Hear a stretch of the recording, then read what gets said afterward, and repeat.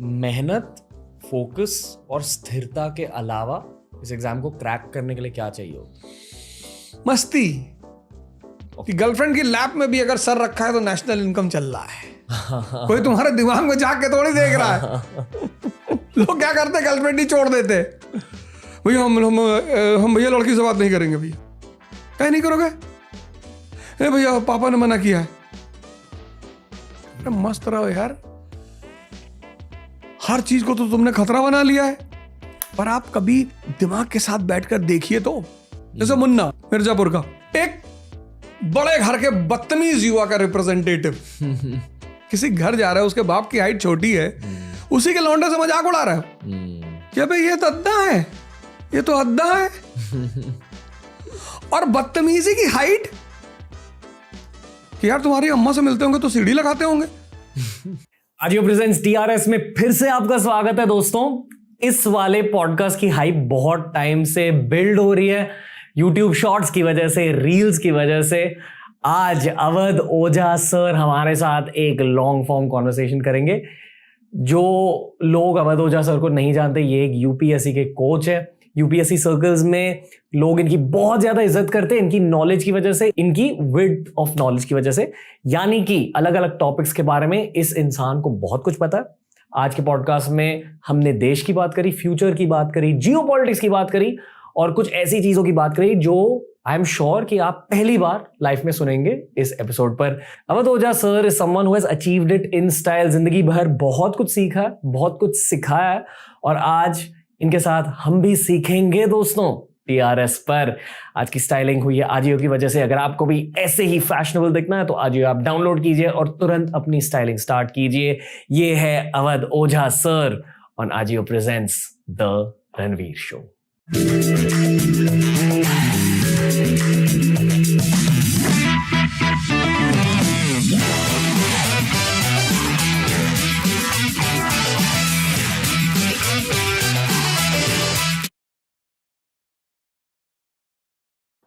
Awadh Ojha sir, पहले से ही मैं ये कह रहा हूँ 5 मिलियन व्यूज के लिए थैंक यू। कैसे हो सर? बढ़िया, बहुत अच्छा। बहुत अच्छा लग रहा है आपके सामने बैठकर भी।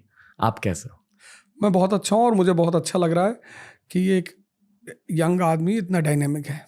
ये आपको कैसे पता चला? हमने बहुत कम बात करी है। नहीं, आदमी का चेहरा उसका आईना है। Whatever is going on, it's a mirror. मतलब यहाँ एक स्क्रीन है, उसका रिफ्लेक्शन यहाँ होता है। ओके क्योंकि आप एक कोच हो सर, आई फील कि एक अच्छा कोच होने के लिए आपको एक लाइफ लॉन्ग स्टूडेंट होने की जरूरत होती है। डेफिनेटली। ओके तो अब आप क्या पढ़ रहे हो? आप एज अ स्टूडेंट क्या पढ़ रहे हो? अभी आजकल मैं एक किताब पढ़ रहा हूँ, Ram Rajya. Okay it is written by Ashutosh Rana. वो मतलब एक्टर आशुतोष? हाँ, यस। और मतलब wonderful description of Rama, his character and all, बहुत अच्छा। तो आजकल मेरा टॉपिक है राम, श्री कृष्ण की, मतलब इनसे कुछ निकाला जाए बाहर, इनकी कुछ रेलेवेंसी क्रिएट की जाए। वो हमेशा रहेंगे रेलेवेंट, तो मेरा टॉपिक ही यही आजकल, श्री कृष्ण, प्रभु राम वगैरह वगैरह। आजकल क्यों? आजकल इसलिए क्योंकि मैं काफ़ी फ्री फील कर रहा हूँ, शोज़ करता रहता हूँ, पढ़ाना थोड़ा सा कम हो गया है, तो लाइफ लग रहा है कि डाइवर्ट हो रही है। ओके अभी तक मैं कोच था यूपीएससी एस्पिरेंट के लिए, अब धीरे धीरे मैं सोशल वर्कर ज़्यादा होता जा रहा हूँ कि मेडिटेशन पे काम करना है, प्रमोशन पे काम करना है, तो कुछ अलग ही दिशा में काम चल रहा है। ज्यादा आध्यात्मिक पढ़ाई चल रही है आपकी? ज़्यादा आध्यात्मिक पढ़ाई चल रही, वो पहले होनी चाहिए थी, क्योंकि हम जिस देश में रहते हैं वो अध्यात्म का देश ही है। Bharat means knowledge. लेकिन शायद मकाले के प्रभाव में ज़्यादा दिन तक रहे कि कुछ नहीं होता, बाबा कुछ नहीं होते, संत कुछ नहीं होता, ये सब ढकोसलेबाजी है। लेकिन शायद कुछ किस्मत अच्छी थी कि आंख जल्दी खुल गई। कैसे खुली आंख? जब आप बार बार मेहनत करके हारते हो तो एक बात, एक जिंदा दिमाग को हमेशा हॉन्ट करती कि क्यों। जो लोग मेहनत नहीं करते उन्हें हॉन्ट नहीं करती। जो भाग्य के सहारे रहते हैं, बड़ा अच्छा है ऐसा जीवन, भाग्य के सहारे रहना। उसमें दो बातें होती है। एक तो आपको लगता है कि मेरी कोई गलती ही नहीं। तो जहां गलती नहीं वहां इंट्रोस्पेक्शन नहीं। तो मैं बड़ा अप्रिशिएट करता हूं उन लोगों को जो भाग्य के सहारे रहते हैं। उनके जीवन से जो लेबर वर्ड है वो खत्म हो जाता है। लेकिन विवेकानंद कहते हैं कि आप अपने भाग्य के निर्माता हो, और शुरू से मैं उनके इन्फ्लुएंस में रहा हूं, उनकी बड़ी सारी किताबें पढ़ी, तो मुझे लगता था कुछ तो गलत हो रहा है। बस वहीं उसी गलती ने इंट्रोस्पेक्शन की शुरुआत की, और उसी इंट्रोस्पेक्शन का परिणाम है कि आज मैं यहां हूं, स्पेशली अध्यात्म के रास्ते पे। आपकी गलती ये थी कि आप मटेरियल ग्रोथ पर फोकस कर रहे थे। मटेरियल ग्रोथ पे फोकस कर रहे थे, और मैं अपने आप को नहीं देख पा रहा था। इस जीवन में सबसे इंपॉर्टेंट है खुद को देखना। मैं अपना छोड़ के सबको देख रहा था। ओके। ये लड़का आईएएस बन रहा है, ये बिजनेसमैन बन गया, इसके पास 500 करोड़ आ गया, इसने मर्सिडीज खरीद ली। तो वो जो मेरा अटेंशन दूसरों पे रहा लगातार, उससे मुझे लगता था कि यार मैं क्यों नहीं कर पा रहा हूं। मैं आउट ऑफ फोकस हो गया था। अब कभी की बात कर रहा हूं? मैं बात कर रहा हूं आज से करीब 15 साल पहले की। ओके। जब मेरे अटेम्प्ट्स खत्म हुए यूपीएससी के, वहां से मुझे लगा कि नहीं नहीं नहीं नहीं, इतना मेहनत करने के बाद अगर कुछ नहीं मिल रहा है तो कुछ ना कुछ गड़बड़ तो जरूर है। आप ये मानते हो कि भगवान आपके मेहनत को रजिस्टर करते हैं, चाहे आपको उस मेहनत से रिजल्ट्स ना मिले, पर भगवान हमेशा वो रिजल्ट्स आपके हाथों में डाल देगा, शायद थोड़े टाइम बाद, पर मेहनत रजिस्टर होती है, तो शायद उस मेहनत का फल आपको आज मिल रहा है। Definitely definitely. मेहनत कभी, श्रम कभी खाली नहीं जाता, कभी नहीं जाता। वो जैसे मैं ये बात यहाँ से कहना चाहूँगा रणवीर शो से, कि जितने भी लोग इस दुनिया में मेहनत करते हैं उन्हें निराश कभी नहीं होना चाहिए। क्योंकि अगर आप जिम लगातार जा रहे हैं तो बॉडी तो बनी रही है, भले आप मिस्टर यूनिवर्स ना बन पाए, पर शरीर में कुछ ना कुछ तो चेंज हो ही रहा है। तो मेहनत दुनिया में एक ऐसी चीज़ है जो खाली नहीं जाती। जब हमने पॉडकास्ट की शुरुआत की थी 2019 में, हमारा गोल ये था कि सक्सेसफुल इंसानों के दिमाग को एक्सट्रैक्ट करके उनके बेस्ट बिट्स दुनिया के सामने हमें पेश करना था। ठीक है, सेल्फ इंप्रूवमेंट ओरिएंटेड पॉडकास्ट था हमारा। पहले 2 साल के लिए सेल्फ इंप्रूवमेंट का कंटेंट चला, और फिर ऑडियंस के प्रेफरेंसेस बदल गए, क्योंकि आई फील कि यूट्यूब पर सेल्फ इंप्रूवमेंट कंटेंट फिर सैचुरेट हो गया। हर कोई बेसिकली ज्ञान दे रहा था कि ये करो, वो करो, ये मत करो, मैं ये करता हूँ, ऐसे हैबिट्स होने चाहिए, ऐसे आपको सोना चाहिए। और आज किसी को सेल्फ इंप्रूवमेंट कंटेंट चाहिए नहीं चाहिए। शायद स्पिरिचुअल सेल्फ इंप्रूवमेंट कंटेंट लोगों को चाहिए, क्योंकि वो सब्जेक्ट ही बहुत ज्यादा गहरा है। बिल्कुल। पर मोस्टली लोगों को आज के जमाने में नॉलेज चाहिए, जबरदस्त नॉलेज चाहिए, डीप नॉलेज चाहिए, और फ्यूचर के बारे में लोगों को ज्यादा जानना है, क्योंकि हर किसी को पता है कि अगले 10 साल भारत के होने वाले हैं। हाँ, करेक्ट।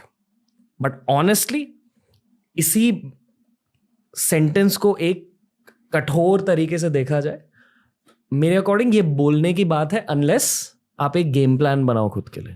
तो अगले 10 सालों में एग्जैक्टली गेम प्लान क्या होगा? दुनिया भर में टेक का प्रोग्रेस हो रहा है, एआई का प्रोग्रेस हो रहा है, बहुत सारी कंपनीज बन रही है। आई फील कि भारतीयों को एक गेम प्लान चाहिए। तो आपके अकॉर्डिंग वो गेम प्लान होना क्या चाहिए? और specifically try addressing UPSC aspirants. Sir, UPSC का भी फ्यूचर थोड़ा समझा दीजिए, मतलब फ्यूचर क्या होने वाला है? फ्यूचर को इम्प्रूव करने का सबसे प्यारा तरीका है पास्ट की एनालिसिस और प्रेजेंट में वर्क।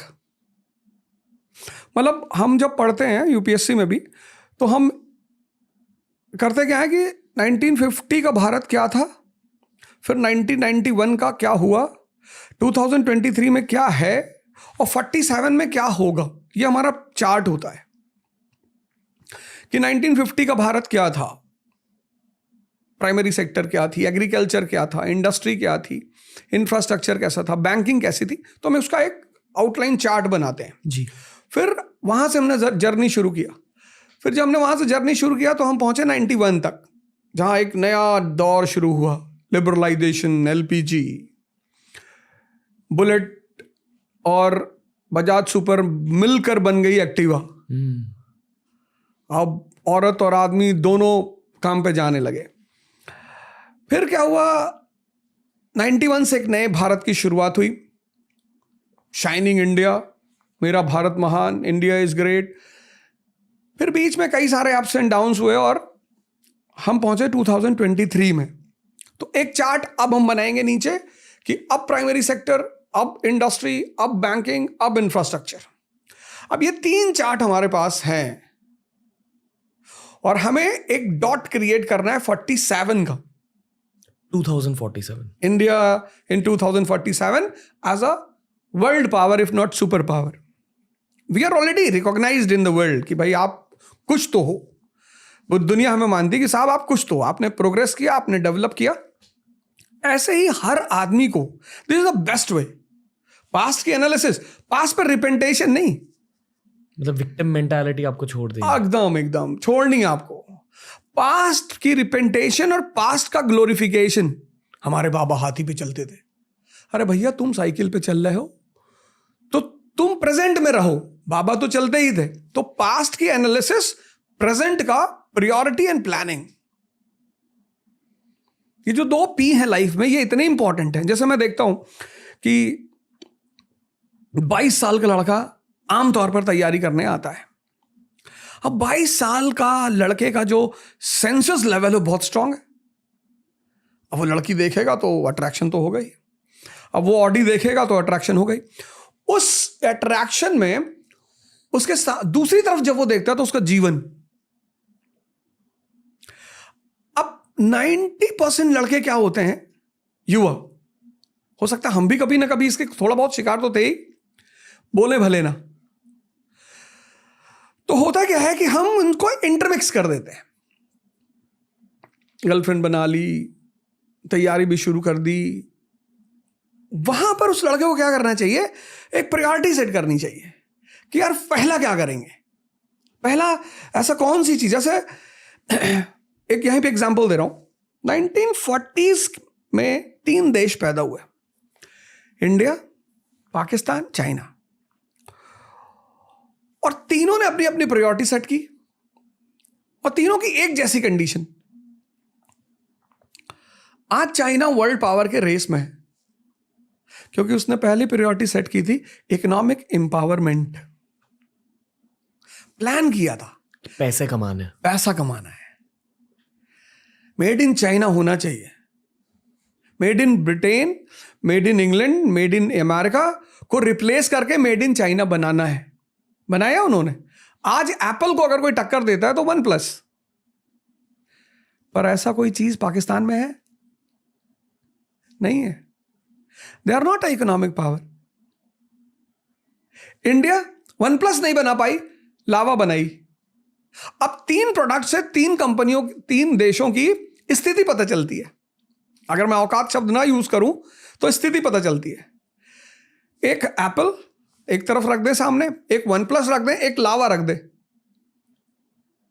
तो हमें इस लावा को OnePlus के स्टेज पे ले जाना है और फिर एप्पल। तो जो इकोनॉमिकली स्ट्रांग हो जाएगा वो पॉलिटिकली स्ट्रांग हो जाएगा, जो इकोनॉमिकली पॉलिटिकली स्ट्रांग हो जाएगा वो मिलिटरीली स्ट्रांग हो जाएगा। ये जियोपॉलिटिक्स का बेसिक लॉजिक होता है। एग्जैक्टली। मतलब जैसे देश में पॉलिटिक्स होता है वैसे ही इंटरनेशनल स्टेज पर जियोपॉलिटिक्स होता है, और वैसे ही व्यक्ति का जीवन भी होता है। ऐसे ही व्यक्ति का जीवन भी होता है। जैसे वर्ल्ड वॉर होता है, ऐसे तो गैंग वॉर होती है। What is a gang war? अगर हम मुंबई में रहें तो Mumbai is a commercial centre, business centre है। तो कौन से बिजनेस से किसको कितना पैसा लेना है, रियल एस्टेट से कौन लेगा और ट्रेड से कौन लेगा, कौन और प्रोटेक्शन देगा। तो ये जो चीज इंटरनेशनल लेवल पे है, वो नेशनल लेवल पे है, वो पर्सनल लेवल पे है। तो जिसने भी, अब मैं आ रहा हूं मेन पॉइंट पे, ये है एजुकेशन का रोल। इस देश को महान बनने के लिए सबसे पहले एक अप्लाइड एजुकेशन सिस्टम को प्रमोट करना पड़ेगा। अप्लाइड मतलब क्या? मतलब कि अगर हम वर्ल्ड वॉर समझ रहे हैं, किताब में पढ़ रहे हैं, तो हम मुंबई की गैंग वॉर को भी समझ रहे हैं। ओके। कि अमेरिका और चाइना की लड़ाई इकोनॉमी की है, पर्सनल नहीं है। मतलब जो भी चीजें दुनिया में हो रही है पहले उन चीजों के बारे में जानना और फिर उन चीजों के नीचे जो वजह है उस वजह को जानना और फिर अपने आप को देखना। जैसे चाइना इकोनॉमिक पावर बना और फिर पॉलिटिकल पावर है दुनिया में, ऐसे किसी व्यक्ति को अगर अपनी वजूद को बनाना है, बढ़ाना है, तो तो वो चाइना से सीख सकता है, चाइना इन 2023। ओके, बहुत अजीब सवाल पूछूंगा अभी। ओके, ये मैं एक पर्सनल सवाल पूछ रहा हूँ आपसे। मेरा खुद का इंटरेस्ट जियो पॉलिटिक्स में बहुत ज़्यादा है। मैं सीखने की कोशिश करता हूँ पॉडकास्ट के थ्रू। नेशनल पॉलिटिक्स में मेरा बिल्कुल इंटरेस्ट नहीं है एंड आई फील कि इस स्थिति से मुझे बहुत फायदे मिले कि मैं नेशनल पॉलिटिक्स बहुत सर्फेस लेवल पर फॉलो कर, मुझे बस पता है कि क्या हो रहा है, मैं क्यों तक जाने की कोशिश भी नहीं करता हूँ। मैं पूरी गेम को जियो पॉलिटिकल नजरिए से देख रहा हूँ। तो क्या मैं गलत कर रहा हूँ आपके अकॉर्डिंग? ना, बिल्कुल सही, बहुत अच्छा। आप ये मानते हो कि ये सही? हाँ। नेशनल या स्टेट पॉलिटिक्स क्यों फॉलो करना चाहिए या क्यों नहीं फॉलो करना चाहिए, ये बता दीजिए। नहीं, पॉलिटिक्स फॉलो ही करना चाहिए। प्री मॉडर्न वर्ल्ड में मोनार्की थी। मोनार्की में राजा भगवान का रिप्रेजेंटेटिव होता था। जैसे अशोक है, वो देवानाम पियदसी है, बिलव्ड ऑफ गॉड। प्रजा का भला करना ये धर्म था। We are bound by law. Akbar जिल्ले इलाही है, लेकिन मोदी जी हमारे जिल्ले जमहूरियत हैं। बात समझ में आई? Ashok was Devanam Piyadasi, beloved of God. Akbar was जिल्ले इलाही, shadow of Allah. Mister Modi is जिल्ले जमहूरियत, रिप्रेजेंटेटिव ऑफ पीपल। तो पॉलिटिक्स समझना इसलिए जरूरी है क्योंकि आपका जो रिप्रेजेंटेटिव है, चाहे वो स्टेट में है या नेशन में है, वो आपकी प्रायोरिटी के हिसाब से काम कर रहा है या नहीं। जैसे आज हम भारत को देखें, हमारे भारत के लोग इनोसेंट बहुत हैं, बहुत, मतलब इतने इनोसेंट लोग पूरी दुनिया में कहीं नहीं है। आप इन्हें बिना तथ्य के कुछ भी समझा सकते हो। यह देश एविडेंशियल नहीं है। जैसे ब्रिटेन का आदमी आपसे एविडेंस मांगेगा, यह देश लॉजिकल है। बस आप लॉजिकली किसी चीज को प्रूव कर ले आओ, लोग मान लेंगे। तो ये देश बड़ा इनोसेंट है। इसलिए अगर इस देश को महान बनना है तो इस देश के लोगों को पॉलिटिक्स पढ़नी ही पड़ेगी, उसे समझना ही पड़ेगा कि मेंबर ऑफ पार्लियामेंट का काम क्या है। उसका सिर्फ पैर नहीं छूना है। एक मेंबर ऑफ पार्लियामेंट किसी इलाके में आता है, पूरा मोहल्ला पैर छूने के लिए भागता है। भैया आपका रिप्रेजेंटेटिव है, रिश्तेदार थोड़ी है। पैर हम किसका छूते हैं? किसी सम्माननीय का, शिक्षक का, गुरु का, संत का। भैया अभी तुम्हारे ऑफिस में डीजीपी साहब आ गए, आप जाओगे पैर छूने? आप उन्हें प्रणाम करोगे, सर नमस्कार या जय हिंद सर। तो पॉलिटिक्स समझना बहुत जरूरी है। फिर आपने ये क्यों कहा कि अगर आपने जियो पॉलिटिक्स समझ लिया तो नेशनल और स्टेट? नहीं, मैंने ये कहा कि मेरा कहने का मतलब ये था, उस पर मैंने समर्थन दिया था कि जियो पॉलिटिक्स समझना एक पीएचडी करने के बराबर है। ओके। जियो पॉलिटिक्स वो आदमी समझ सकता है जिसकी ज्योग्राफी बहुत अच्छी हो। सिर्फ हिस्ट्री पढ़ने वाला आदमी जियो पॉलिटिक्स कभी नहीं समझ सकता। भाई इजराइल, 99% लोग दुनिया में यह समझते हैं कि इजराइल का जो मसला है वो मुसलमान और यहूदी का मसला है, क्योंकि वो इतनी टेक्निकल जगह है ज्योग्राफिकली। 99% आप किसी से पूछो, हिंदू से पूछो, सिख से पूछो, किसी से, कि यार ये इजराइल, अरे बोले भैया यहूदी जो है जबरदस्ती मुसलमानों की इलाका कब्जा किए हुए।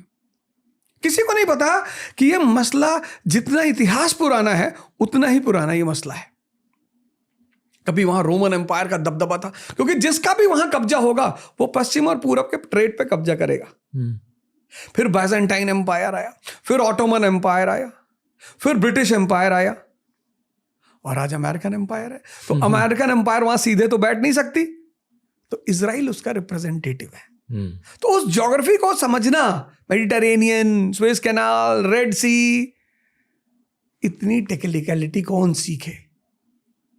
तो जो आदमी जियोपॉलिटिक्स में इंटरेस्टेड है उसका मतलब उसका माइंड बड़ा मैच्योर है, बड़ा समझदार माइंड है, बड़ा डीप नॉलेज रखने की वो फितरत रखता है। तो जो पीएचडी करने की सोचेगा वो क्लास 10th की सिविक्स बुक नहीं पढ़ेगा। हमारा संविधान, हमारी संसद, ऐसे ही तो छोटी छोटी हेडिंग होती है। तो इसलिए मैंने कहा कि बहुत अच्छा यार, जियोपॉलिटिक्स बहुत अच्छी चीज है। तो बेसिकली अगर आपने 10th स्टैंडर्ड की पढ़ाई कर लिया तो फर्स्ट स्टैंडर्ड की पढ़ाई क्यों करें? क्यों करें? यही लॉजिक। ओके, थोड़ा सा क्या कहूँ, मैं एक रिस्की चीज़ कहूँ, हमारे डेटा के अकॉर्डिंग भारत में आजकल जियोपॉलिटिकल कंटेंट बहुत ज़्यादा चल रहा है, मतलब लोगों का इंटरेस्ट बढ़ रहा है जियोपॉलिटिक्स में, और व्यूअर्स पूरे इंडिया से आते हैं, ना कि सिर्फ शहरों से। पूरे इंडिया के लोग अभी जियोपॉलिटिक्स में इंटरेस्ट ले रहे हैं। क्या नेशनल पॉलिटिक्स और स्टेट पॉलिटिक्स में इंटरेस्ट घटेगा आपके अकॉर्डिंग? नहीं, इंडिया का आदमी मजा लेने वाला आदमी है। ओके, जैसे भैया हमारी तुम्हारी गाड़ी मैरीन ड्राइव पे लड़ गई और हम दोनों झगड़ा करने लगे, तो 500 लोग खड़े होकर देखेंगे। ये इंडिया के लोगों की एक बड़ी अजीब सी बात है। मतलब दुनिया भर में बिग बॉस चाहिए। हाँ, तो मजा ले रहे हैं। और अगर हम दोनों नहीं लड़े, मतलब एक दूसरे को हमने घूसा नहीं मारा, तो पब्लिक बड़ी निराश होगी। ओके, क्या मजा ही नहीं आया, साले टाइम वेस्ट कर दिए। तो ये इंडियन साइकोलॉजी है। अब जैसे यूक्रेन वॉर चल रहा है, अब किसी को नहीं पता क्यों चल रहा है। इस दुनिया भारत में सिर्फ 1% लोगों को पता चल रहा होगा कि ये वार्म वाटर पॉलिसी का परिणाम है। पीटर द ग्रेट लेकर आया था 17वीं सेंचुरी में, लेकिन देख सब रहे हैं। क्यों? क्योंकि अरे भैया यूक्रेन आज पुतिन कह रहा था कि न्यूक्लियर मार देंगे। तो जो 4 आदमी बैठे हुए हैं अंधेरी में चाय की दुकान पे, और पूना में यवले चाय वाले के पास बैठे हैं, और इलाहाबाद में पप्पू चाय वाले, इनको कोई वॉर से थोड़ी मतलब है। अच्छा, पहले क्या था? पहले ये वॉर दिखाई नहीं पड़ते थे। लिबरलाइजेशन से पहले सबके घर में टीवियां नहीं थी। अब सबके घर में टीवी है। अब टीवी जिसके पास नहीं भी है, तो एप्पल से लेके लावा तक का फोन तो है ही है। यूट्यूब खोल लेता है वो कि मिसाइल मारा पुतिन ने कहा होगा दुनिया का खात्मा। अरे भैया। तो वो जो इंडियन साइक है, वो जो मोहल्ले के झगड़े में मजा लेती थी, अब वो इंटरनेशनल में मजा ले, उसको बाहर में जाए, उसको कारण नहीं जानना। ऐसा थोड़ी कि इस देश का हर आदमी जियोपॉलिटिक्स में इंटरेस्ट ले रहा, उसको मजा आ रहा है। एक और कठोर चीज कहनी है मुझे सर, और प्लीज करेक्ट मी, ठीक है, अगर आप अग्री नहीं करो। ओके, हमने इसी के पहले कहा कि अगर हमें भारत को सच में आगे लेकर जाना है, फिर से सोने की चिड़िया बनाना है भारत को, तो फिर हमें पैसे कमाने होंगे। हाँ। पैसे कमाने एंटरप्रेन्योरशिप से, बिजनेस खोलकर। करेक्ट? बिल्कुल। यहाँ तक अग्री? बिल्कुल। अगर हम जिंदगी भर सिर्फ बिग बॉस देखें और शार्क टैंक नहीं देखें, तो फिर भारत आगे कैसे जाएगा? और ये जो हम कह रहे हैं कि अगले 10 साल भारत के होने वाले, एक बहुत रोमांटिक चीज़ है, और बहुत कम लोग असल में बिजनेस करना चाहते हैं, असल में मेहनत करना चाहते हैं। शायद जो जेन जी है, जेन अल्फा है, मतलब 2005 के बाद जो लोग पैदा हुए, उनसे मुझे होप है। पर मेरे एज के भी लोग, मैं 1993 बॉर्न हूँ, बहुत कम लोग एंटरप्रेन्योरशिप के बारे में सोच रहे हैं। बहुत कम लोगों के सपने बहुत ज़्यादा बड़े हैं। बहुत सारे लोगों को देश छोड़ कर जाना है। असलियत क्या है? क्योंकि अच्छी फीलिंग के लिए हम ये कह सकते हैं कि हाँ भारत के अगले 10 साल है, भारत का डेकेड है, पर असलियत क्या है आपके अकॉर्डिंग? असलियत ये है कि इस देश में 2 बातें हैं। एक, आपने अपनी जनरेशन को, इस जैसे सदगुरु हैं, कैसे तैयार किया उन्होंने अपनी बेटी को। मतलब सदगुरु की बेटी is a ideal for every parent in this country, कि हमें सिर्फ परसेंटेज पे नहीं ध्यान देना, पर्सनैलिटी पे ध्यान देना है। ये देश सब कुछ करेगा। ये जो देश है हमारा, ये सब कुछ करेगा। वो क्यों लोग बिग बॉस बैठ के देख रहे हैं? उनको समझ में नहीं आ रहा करें क्या। ग्रेजुएशन कर लिया, पोस्ट ग्रेजुएशन कर लिया, MBA कर लिया। इस देश की एक मेंटालिटी है नौकरी। जैसे हमारे मोदी जी ने कहा कि आत्मनिर्भर भारत। हम देखते हैं रेड लाइट पे छोटी छोटी चीजों को लोग बेचते हैं। एक डॉग मैंने देखा, लोगों को वो डॉग टॉय बेचते हैं जिसका डॉग का सर हिलता रहता है, 100 रुपए में 2। वो भी चाइना से आता है। जो विंड पाइप, वो वाइपर होते हैं छोटे छोटे, इतनी बड़ी बॉटल में वाइपर लगा होता है विंड ग्लासेस साफ करने के लिए, मेड इन चाइना लिखा हुआ उस पर।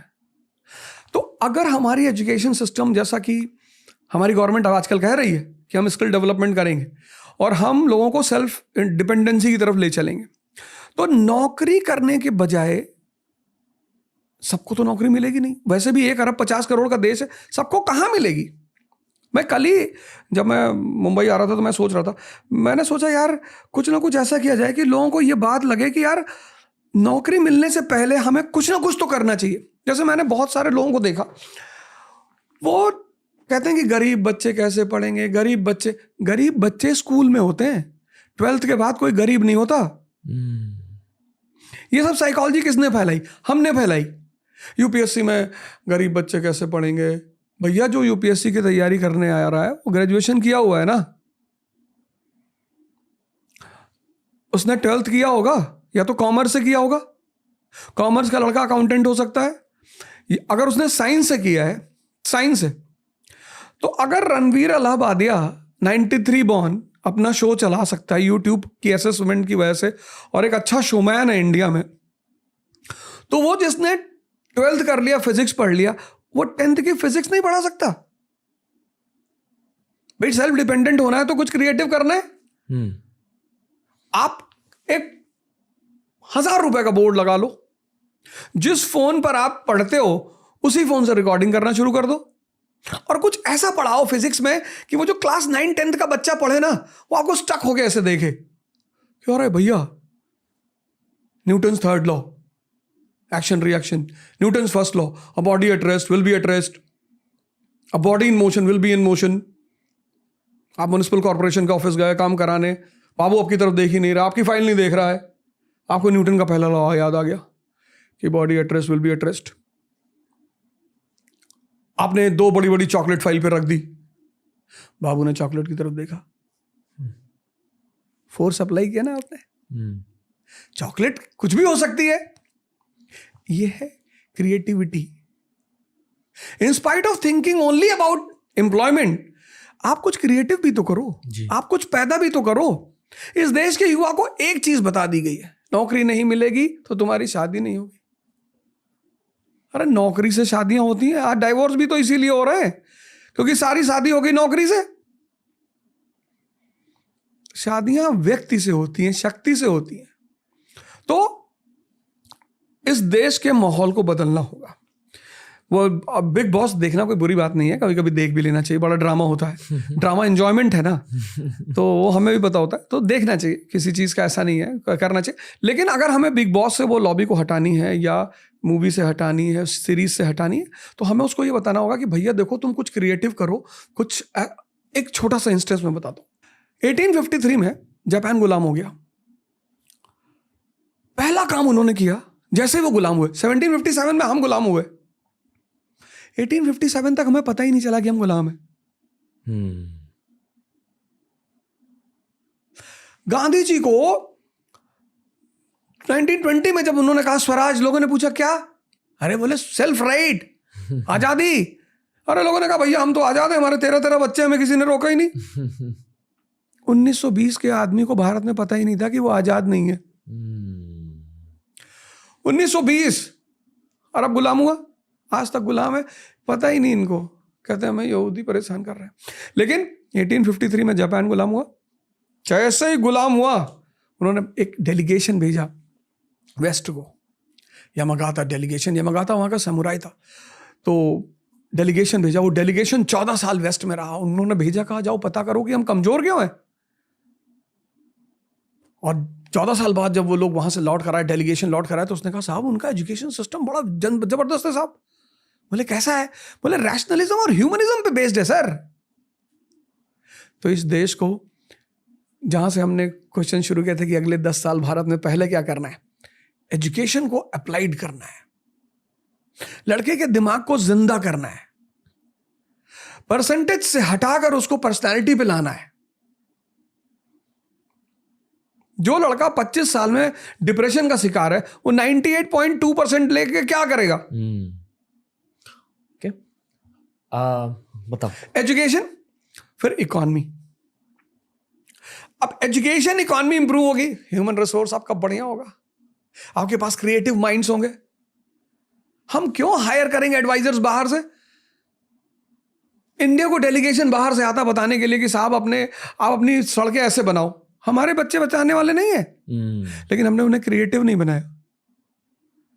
यहां का सबसे ज्यादा पढ़ा लिखा लड़का यूएस जा रहा है, जर्मनी जा रहा है। क्यों जा रहा है? क्योंकि उसे इज्जत नहीं मिल रही है। तो तीसरा काम हमें करना है, गुड गवर्नेंस बनानी है कि अगर रणवीर 1 करोड़ रुपए टैक्स दे रहा है इंडियन गवर्नमेंट को, तो उसे लगे कि नहीं यार, गवर्नमेंट बॉदर्स अबाउट मी। और अगले 10 साल में मेड इन इंडिया,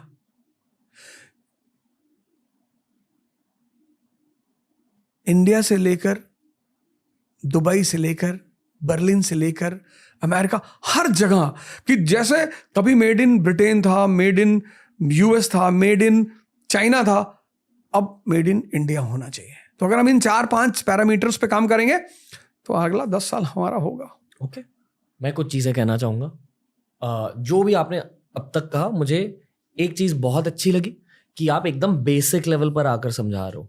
किसी 22 ईयर ओल्ड, किसी 18 ईयर ओल्ड ने अगर ये पॉडकास्ट सुन लिया तो उन्हें समझ आएगा कि अच्छा ओके, मुझे कुछ ना कुछ स्टार्ट करना। आपने एक स्टार्टिंग पॉइंट से समझा दिया। मैं उसे थोड़ा एक्सटेंड करना चाहूँगा। तो जब मैं 22 साल का था, मुझे पता था कि हाँ, खुद का बिजनेस स्टार्ट करना। बिजनेस स्टार्ट करने के लिए मैंने यूट्यूब की शुरुआत करी उसी लॉजिक के साथ कि मेरे पास एक फ़ोन है, एक नीले कलर की चद्दर है, वो मैं पीछे डाल दूंगा और वीडियोस बनाने लगूंगा। ऐसे मेरी यूट्यूब करियर की शुरुआत हुई।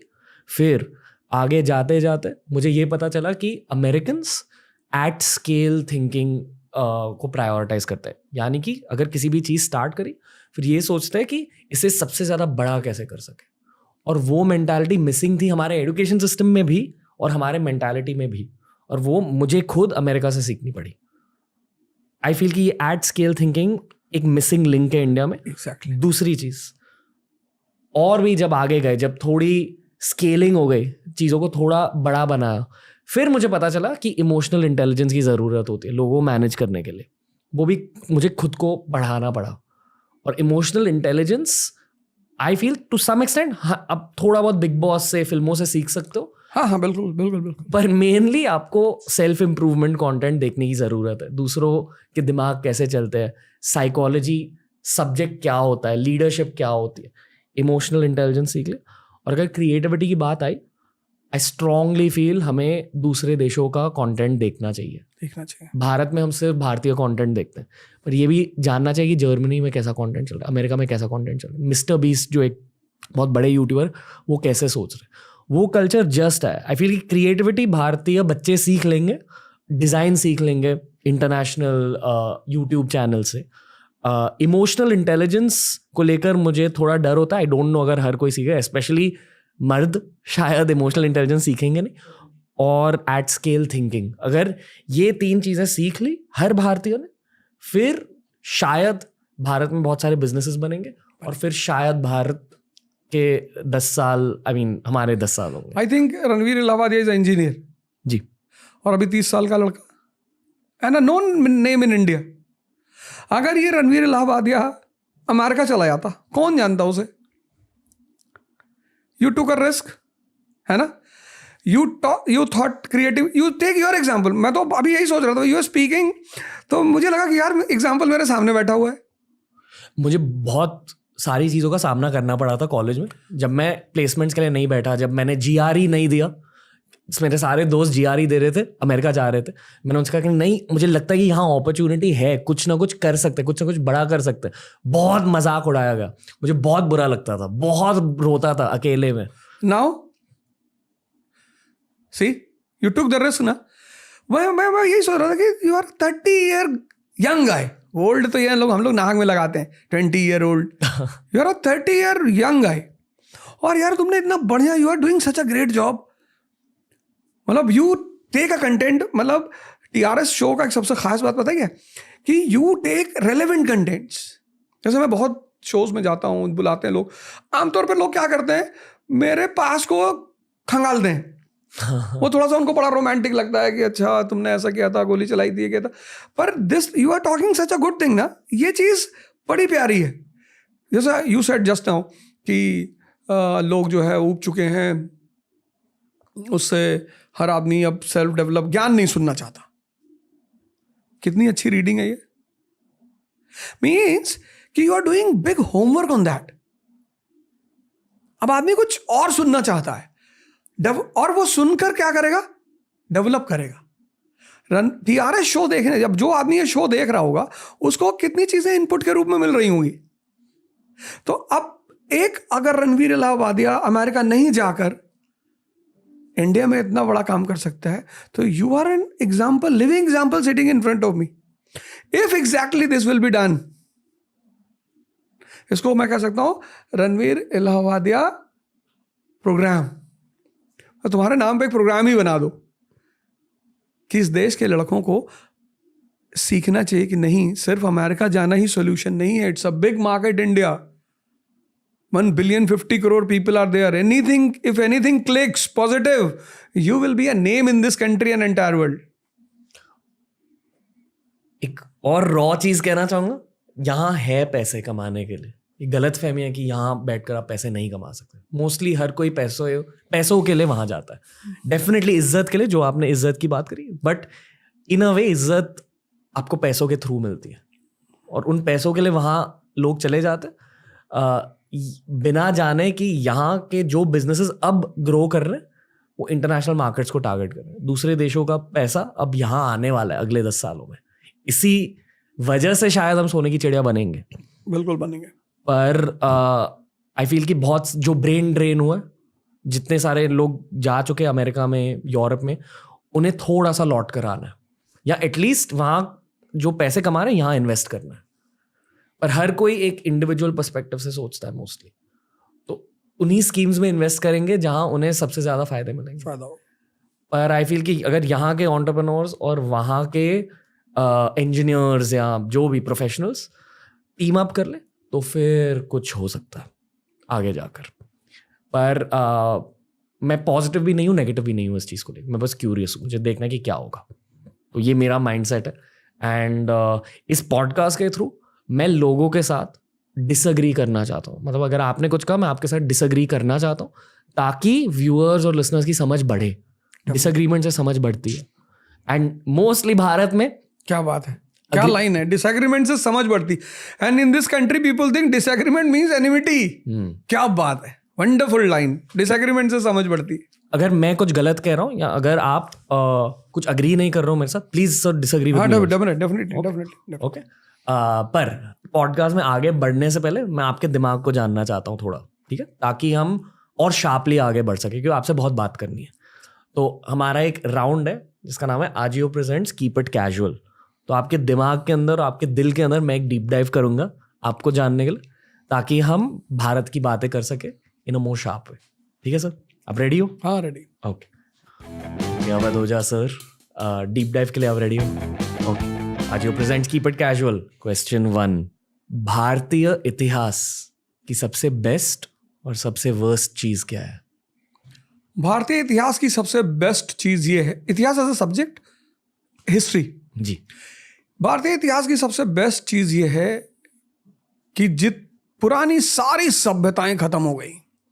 रोम, यूनान, सब खत्म, भारत जिंदा है। ओके, भारत जिंदा है। लेकिन उस जिंदा भारत ने जो उसके लिए अमृत था, उस पर ध्यान देने की बजाय कहानियों पे ज्यादा ध्यान दे दिया। रोमांस, यानी कि लड़के लड़की वाला रोमांस नहीं, रोमांटिक थिंकिंग। एग्जैक्टली उस पर ज्यादा ध्यान दे दिया। अगर वो भारत के जिंदा होने के और उसके महान होने की गाथा पे ध्यान देता ना, जो कि अब गवर्नमेंट करने को सोच रही है, इसको लेके बड़ा हो हल्ला मच रहा है, पर शायद ऐसा मुझे लगता है कि वो यही सोच रहे हैं कि उस भारत का जो अमरत्व का सिद्धांत है उसको फिर से जिंदा किया जाए। कैसे सोच रही है? हम सारा काम करते हैं मन से, पढ़ाई करते हैं मन से, लड़ाई करते हैं मन से, प्रेम करते हैं मन से, सब मन से ही तो होता है। और ध्यान देते हैं हम सबसे ज्यादा शरीर पे। एलमेंट का सूप लगाते हैं, एलमेंट का शैम्पू लगाते हैं, एलमेंट का तेल लगाते हैं और खाते हैं गुटखा। तो जहां पर लोग, जिस देश में लोग ये ना समझ पाए कि सारा खेल जब मन से है, तो सबसे पहले किसको मजबूत करना है? मन को। तो कौन सी विधा है भारत की? ध्यान, मेडिटेशन। महाअवतार बाबा, उन्हीं की तो फोटो लगी है। महाअवतार बाबा, उस ट्रेडिशन को जिंदा करना है। उस ट्रेडिशन को ध्यान, हमारे यहाँ ध्यान कौन करता है? जिसको कैंसर हो गया, जो बीमार है, उसको कहा जाता है कि ध्यान करने से बीमारी ठीक होती। ध्यान करने से मन ताकतवर होता है, और वही ताकतवर मन आपको प्रेम में बनाए रखेगा, आपको पढ़ाई में बनाए रखेगा, आपको पूजा में बनाए रखेगा। ध्यान करोगे आप बैठ के 2 घंटा, तो वो पुरानी गरिमा को, इतिहास को ध्यान देना चाहिए। वहां इतिहास ने ध्यान नहीं दिया, रोमांटिसिज्म पे ज्यादा ध्यान दिया उसने। Meditation is the gym for creativity. Exactly. Okay, और वर्स्ट चीज भी बतानी है आपको। वही मैं, भारतीय इतिहास वर्स्ट चीज यही है कि भूल चुके हैं, योग भूल चुके हैं। वाओ। ओके, दूसरा सवाल, यूपीएससी एस्पिरेंट्स की एक सबसे कॉमन गलती और एक अंडररेटेड गलती, यानी कि एक गलती जो हाईलाइट नहीं की जाती। एक सबसे कॉमन गलती और एक गलती जो लोगों को पता नहीं है ज्यादा। प्रिपरेशन शब्द को समझ ही नहीं पाते, और कॉमन गलती कभी सिलेबस पढ़ते ही नहीं। ओके, यूपीएससी एस्पिरेंट में जो फेल करते, मैं उनकी बात कर रहा हूं जी, वो प्रिपरेशन शब्द को नहीं जानते। इस कंट्री का 95% लड़का प्रिपरेशन शब्द को जानता ही नहीं, वो पढ़ता है। अगर पढ़ना होता तो प्रिपरेशन शब्द क्यों यूज करते? वो प्रिपेयर करना, गांधी 20, गांधी 1930, गांधी 1942। तो ये जो गांधी 1920 में 50 लोगों को बाहर बुला रहे हैं, फिर 30 में 500 लोग हो जाते, फिर 42 में 5000 लोग। इस एवोल्यूशन को समझना है, कैसे हुआ। वो 20 के सारे पॉइंट्स रट लेते हैं, non cooperation point 1, non cooperation 2 रट लिया, सीडीएम सिविल डिसोबीडियंस के 10 पॉइंट रट लिया। कहते ये पढ़ाई है। प्रिपरेशन मतलब पूरी कहानी को पढ़कर उसके जिस्ट को समझना। ये उनकी सबसे कॉमन गलती, वो प्रिपरेशन नहीं करते, 95 पढ़ाई करते। और अंडररेटेड गलती है कि सिलेबस पे कभी ध्यान ही नहीं देते, पता ही नहीं होता क्या सिलेबस है, पता ही नहीं होता कि मुझे आईएएस प्रॉपर बनना है या आईएएस अलाइड बनना है, सेंट्रल सर्विस में जाना है कि ऑल इंडिया सर्विस में जाना है। ओके, अगला सवाल, ये थोड़ा कैजुअल सवाल है, ठीक है। कहा जाता है कि कपड़े आपके पर्सनालिटी के एक मैनिफेस्टेशन होते हैं, एक ऑफशूट होते हैं। जो आपकी पर्सनालिटी होती है वैसे ही आपके कपड़े होते हैं, आपकी स्टाइल होती है। तो आपकी स्टैंडर्ड आउटफिट के बारे में कुछ बताइए। गमछा, जो आज एक्सीडेंटली मैं ला नहीं पाया। नहीं कोई नहीं, पहली बार है जब मैं आपको इसके बिना एक्सीडेंटली आई फॉरगॉट गमछा लाना, पर मेरी पर्सनालिटी में गमछा है। और गमछा मुझे हर बात इस बात की याद दिलाता है कि जमीन से नहीं हटना है। जैसे टाई है, एरिस्टोक्रेसी का सिंबल है, गमछा जमीन का सिंबल है। तो मैं गमछा इसीलिए पहनता हूं कि मुझे हमेशा याद रहे कि मेरी शुरुआत जमीन से हुई, एक साधारण सी, तो वहां से कभी उठना नहीं है, क्योंकि जो भी जमीन से उठे उनका गिरना निश्चित है। एक गलतफहमी थी, अब तो ठीक है कि मैं कुछ अलग हूं। जिस दिन ये गलतफहमी दूर हुई तब जाके कुछ हुआ जीवन में। जैसे लोग टैटू करवाते हैं वैसे ही आप गमछा पहनते हो। गमछा पहनता हूं। Okay, beautiful. अगर आपको यूपीएससी एग्जाम बदलने का पावर दिया जाए तो आप 3 बदलाव हमारे साथ शेयर कीजिए। आप क्या 3 बदलाव लाओगे? पहली बदलाव एज लिमिट में लाऊंगा। 21 से 25 से ज्यादा होनी ही नहीं चाहिए, होनी ही नहीं चाहिए। आप कई सारे स्टेट से 40 साल तक सिविल सर्विस की परीक्षा लेते हैं। 40 भैया 40 साल लड़का पढ़ेगा, फिर जीवन में भाई 25 तक वो एग्जाम दे ले, क्योंकि किसी भी फील्ड में स्टैब्लिश होने में 5 साल लगते हैं। तो 25 साल में जो बाहर हो गया उसके पास अगले 5 साल है अपने आप को खड़ा करने का। पहला बदलाव तो मैं करूंगा, एज लिमिट को एकदम वो कर दूंगा। दूसरा बदलाव मैं ये करूंगा कि मैं हिंदी को कंपलसरी करूंगा। ओके, लैंग्वेज पढ़नी ही चाहिए। लैंग्वेज जानना बुराई नहीं है, लैंग्वेज को थोपना बुराई है। मैं हिंदी को कंपलसरी करूं। इतनी प्यारी लैंग्वेज है, जैसे तो सारी है, मतलब किसी को कहना बहुत प्यारी है वो अगले आदमी से बायसनेस हो जाएगी। क्योंकि जब कहीं जाते हैं, language is a binding force. अभी हमारे देश में बाइंडिंगनेस मिसिंग है। हम कर्नाटका गए तो वहां का आदमी टूटा फूटा हिंदी बोलेगा। अब जैसे मैं अगर न्यूयॉर्क की सड़क पे टहल रहा हूं और कोई आदमी फोन पे बगल से बात करते हुए जा रहा है हिंदी में, तो definitely I will be attracted to that person. जी। तो एक तो मैं एज लिमिट बदलूंगा, दूसरा मैं हिंदी को बदलूंगा, और तीसरा जो सबसे बड़ी बदलाहट मैं वहां करूंगा वो ये करूंगा कि व्यक्ति को जब वो एग्जाम दे रहा है इंटरव्यू तक जा रहा है, तो गवर्नमेंट इंटरव्यू के कैंडिडेट्स को कहीं ना कहीं सेट करने की कोशिश जरूर करे, कहीं प्रेफरेंस दे उन्हें कि ये भैया आईएएस का इंटरव्यू देकर आए हैं, क्योंकि आईएएस का इंटरव्यू दिया हुआ लड़का भी आईएएस से कम नहीं होता। तो ये 3 बदलाव मैं करूंगा। ओके, आपको लगता है बदलाव आने वाले? हो सकते हैं भगवान यहां से सरकार सुनेगी। Hopefully.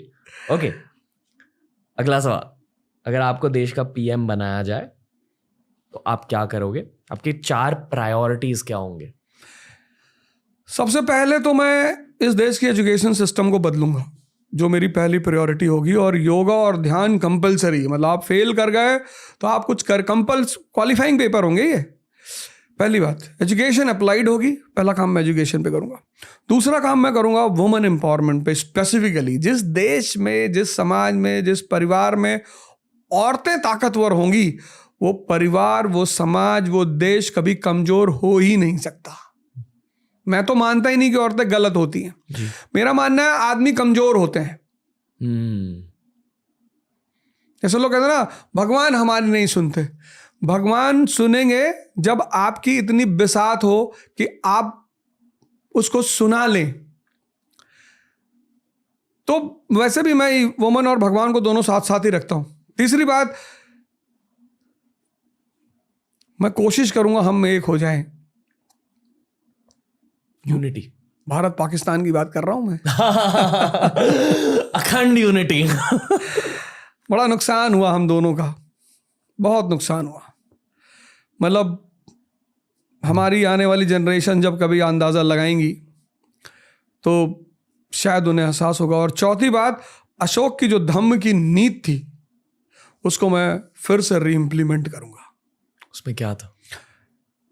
Strengthening of unity in diversity. Bharat एक डाइवर्सिटी का मुल्क है ना, Kashmiri culture, Tamilian culture, Gujarati culture, Asami culture. तो वो पहला आदमी था जिसको ये बात पकड़ में आई। अच्छा, डिफरेंसेस अगर समझ में ना आए कि क्यों हैं, जैसे मुसलमान बुर्का पहनता है उसकी औरतें, क्योंकि इस्लाम सऊदी अरेबिया में पैदा हुआ, वो डेजर्ट है। खाना और कपड़ा ये कल्चर का हिस्सा है, और कल्चर संबंधित है किससे? ज्योग्राफी से। सहारा डेजर्ट में आप सूट पहन के नहीं टहल सकते, और सहारा का आदमी पालक नहीं खा सकता। भाई इस्लाम में शराब पे पाबंदी है, वहां जो आदमी ओल्ड मॉन्ग पिएगा वो डेड मॉन्ग हो जाएगा। 50 डिग्री सेल्सियस टेम्परेचर है। तो शराब कंपलसरी कहाँ है? रशिया में, क्योंकि -50 डिग्री सेल्सियस टेम्परेचर है। पॉर्क नहीं खा सकता सऊदीया का आदमी।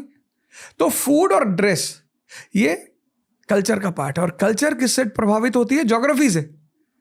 तो ये बात अशोक को पहले समझ में आई कि हमारी डिफरेंसेस जो हैं उसके रीजंस हैं, इसलिए नहीं कि हम दुश्मन हैं।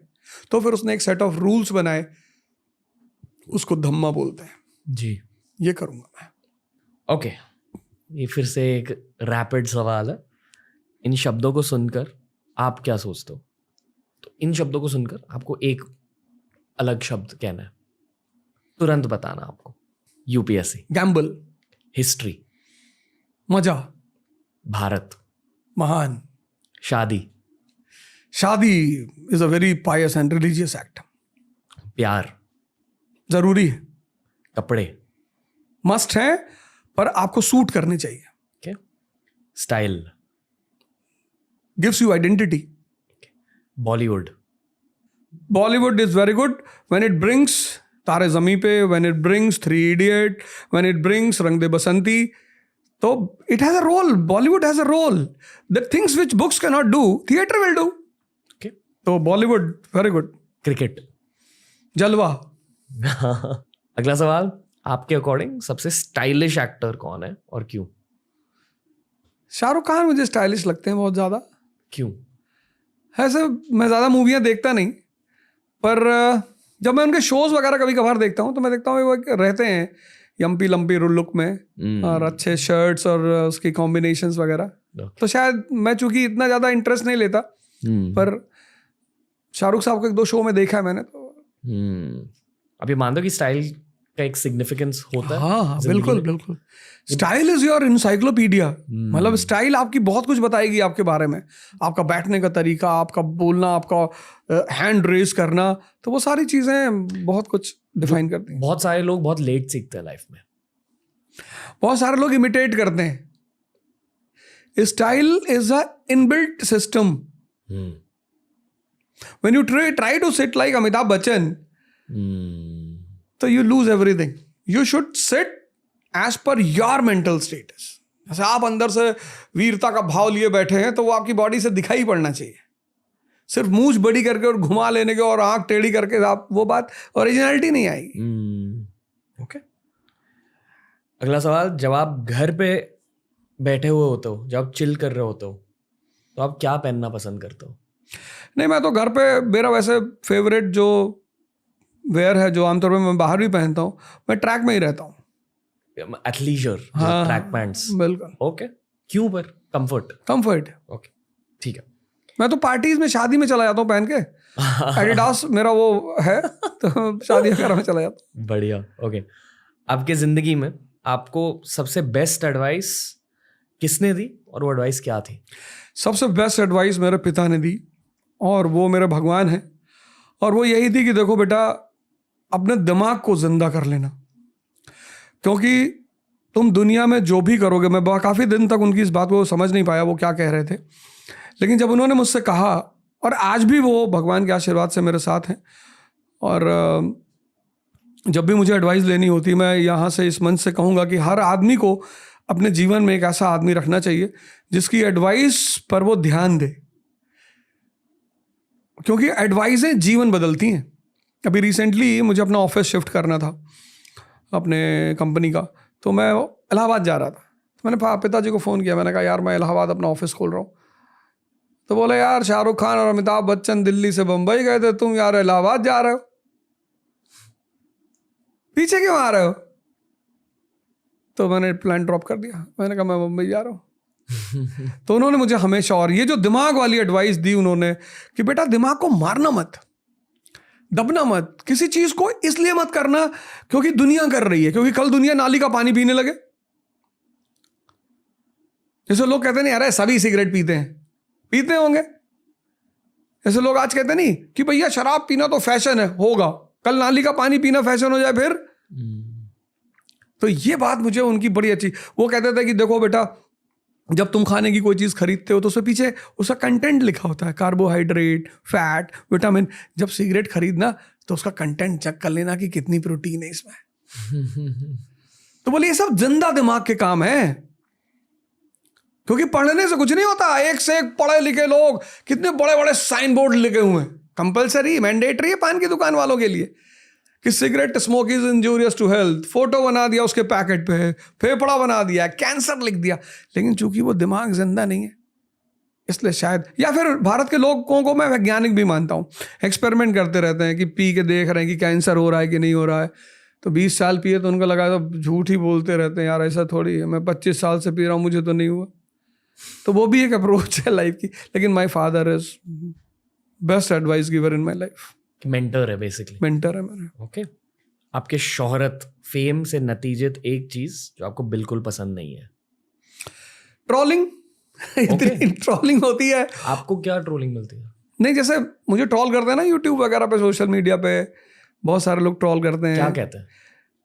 जैसे कोई क्लिपिंग है, मैंने कह दिया कि जैसा भी मैंने कहा कि मुगल काल में मैं जीना चाहूंगा, अब ये क्लिपिंग निकाल ली कि ये मौलाना अवध ओझा, ये हृदय से रणवीर इलाहाबादिया शो पे निकला हृदय का मर्म, ये मौलाना, ये मौलानियत की झलक दिखाई पड़ी इस अवध ओझा के अंदर।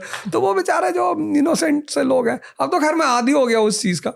लेकिन मुझे ये बात समझ में आई कि trollers are integral part of social media, उनसे आप नहीं बच सकते, या ऑफ ह्यूमन सोसाइटी। क्योंकि शायद मुगल एरा में भी ट्रोल्स हुए तो रहे होंगे, तब मीडिया अलग रहा होगा, मीडियम अलग रहा होगा।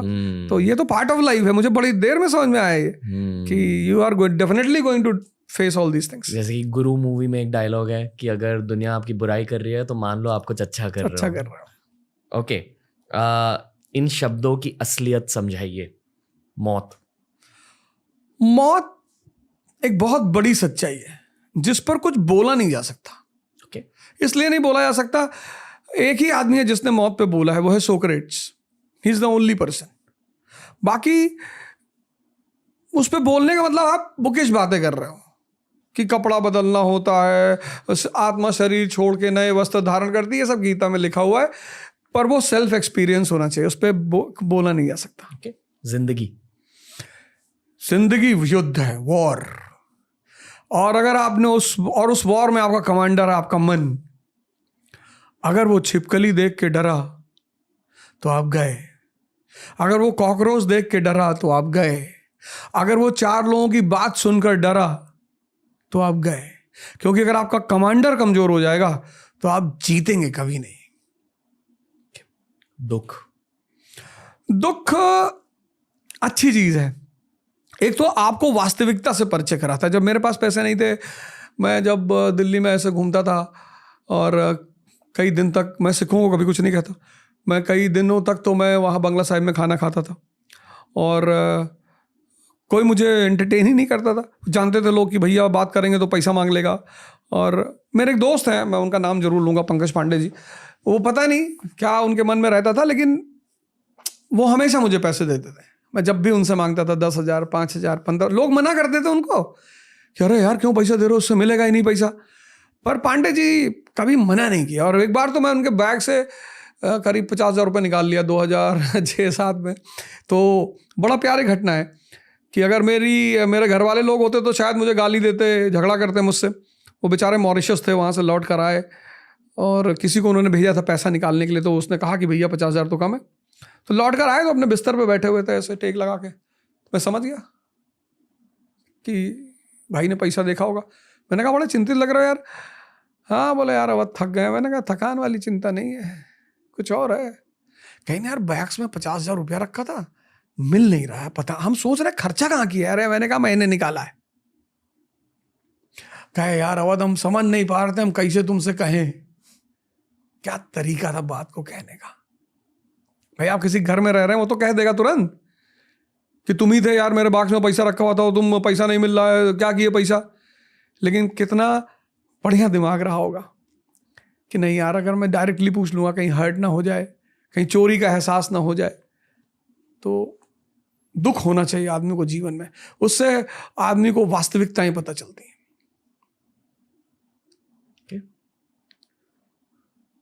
हिंदी फिल्म इंडस्ट्री नहीं होती तो मैं पढ़ा ही नहीं पाता। अगर आपको एक मैकेनिक की साइकोलॉजी समझनी है तो आप एक मूवी देखो, खट्टा मीठा। जब राजपाल यादव जॉनी लीवर को बुला के ले आता है, जॉनी लीवर कहानी सुना रहा था कि मैं एक बार वो चला रहा था क्या कहते हैं, रोड रोलर, और गिर गिर गिर गिर गिर गिर रोड रोलर फंस गया। तो मैकेनिक ये दिखाना चाहता है कि भैया मैं दुनिया का सबसे उम्दा मैकेनिक हूं। तो और अगर मैकेनिक से काम लेना है तो उसको टोकना नहीं। जैसे बार बार अक्षय कुमार पूछता है क्या हुआ, कहता अभी ठीक करके देता हूं। और मामा कहता यार ये मामा बना रहा, रिश्तेदार बना रहा है। तो आप हिंदी मूवी से क्या नहीं सीख सकते, पर आप कभी दिमाग के साथ बैठकर देखिए तो। जैसे मुन्ना मिर्जापुर का एक बड़े घर के बदतमीज युवा का रिप्रेजेंटेटिव किसी घर जा रहा है, उसके बाप की हाइट छोटी है, उसी के लौंडे से मजाक उड़ा रहा है कि भाई ये तो अद्दा है, ये तो अद्दा है। और बदतमीजी की हाइट कि यार तुम्हारी अम्मा से मिलते होंगे तो सीढ़ी लगाते होंगे। मतलब आप इमेजिन करो कि बॉलीवुड क्या क्या दिखाता है। ओके। पैसे धरती पर भगवान का रूप है। ये देश है जो कहता है अब पैसे क्या है, हाथ का मैल है, दिखा निकाल के। और यही वो देश है जहां लोग पैसे के लिए कुछ भी कर सकते हैं। इसलिए पैसे कमाने हैं, हर युवा को कमाने, हर व्यक्ति को कमाना है और पैसे को गोल बनाना है। ज्यादा गोल ना बनाए, 2-4 लाख करोड़ का बना ले। इससे मेरा एक छोटा सा गोल है कि मुझे 1 लाख करोड़ रुपए कमाना है। मैं यूनिवर्स के उसमें बता रहा हूं। जी जी। इतना बड़ा यूनिवर्स है, वहां 1 लाख करोड़ रुपए क्या है। Money is worship. हर आदमी इस देश में पैसा तलाश रहा है। जो नहीं तलाश रहा है वो स्वामी अड़गलनंद है। ध्यान में मस्त है। तो इस देश में जो ध्यान में मस्त है बस उसी को पैसे की जरूरत नहीं, बाकी सबको है। ओके। सफलता एक ऐसी दुल्हन है कि अगर आपको मिल जाए तो आपकी गली का कुत्ता भी आपको अपना जीजा बना लेगा। बड़ी प्यारी चीज है सफलता। मतलब मैं सोचता हूं मैं आज भी वैसा ही अवध हो जाऊं, मैं आज भी झूठ बोलता हूं, मैं आज भी सोचता हूं बेईमानी करूंगा, मैं कहता हूं मतलब मेरा एक गोल है लाइफ में कि दुनिया का बेईमानों का भगवान बनना। मुझे ईमानदार बनना ही नहीं। कितने सारे ईमानदार इस देश में, मुझे नहीं बनना। इस देश में रहकर मुझे इस बात का एहसास हुआ कि ईमानदार बनना ही नहीं है। सब मुझे जानते हैं कि ये बेईमान है, ये झूठ बोल रहा है, बदमाश है, अपराधी है, लेकिन सब मेरे सामने आके कहते हैं यार अवध भैया बहुत बढ़िया यार, बहुत अच्छा लग रहा है भैया, आप भैया क्या पढ़ाते हैं भैया। मैं कुछ नहीं पढ़ाता हूं, लेकिन चूंकि आज भगवान के आशीर्वाद ने, गुरुओं के आशीर्वाद ने, आइडेंटिटी, मैं हर उस चेहरों को देखता हूं तो मुझे लगता है कल तक तो तुम मुझे गाली दे रहे थे। सफलता बहुत जरूरी है और मिलेगी कब? जब आप किसी गुरु का शरण पकड़ लो।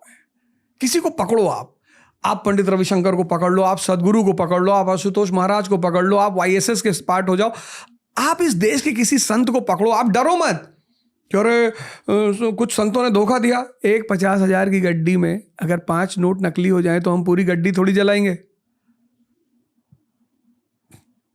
सफलता बहुत प्यारी चीज है, बहुत प्यारी।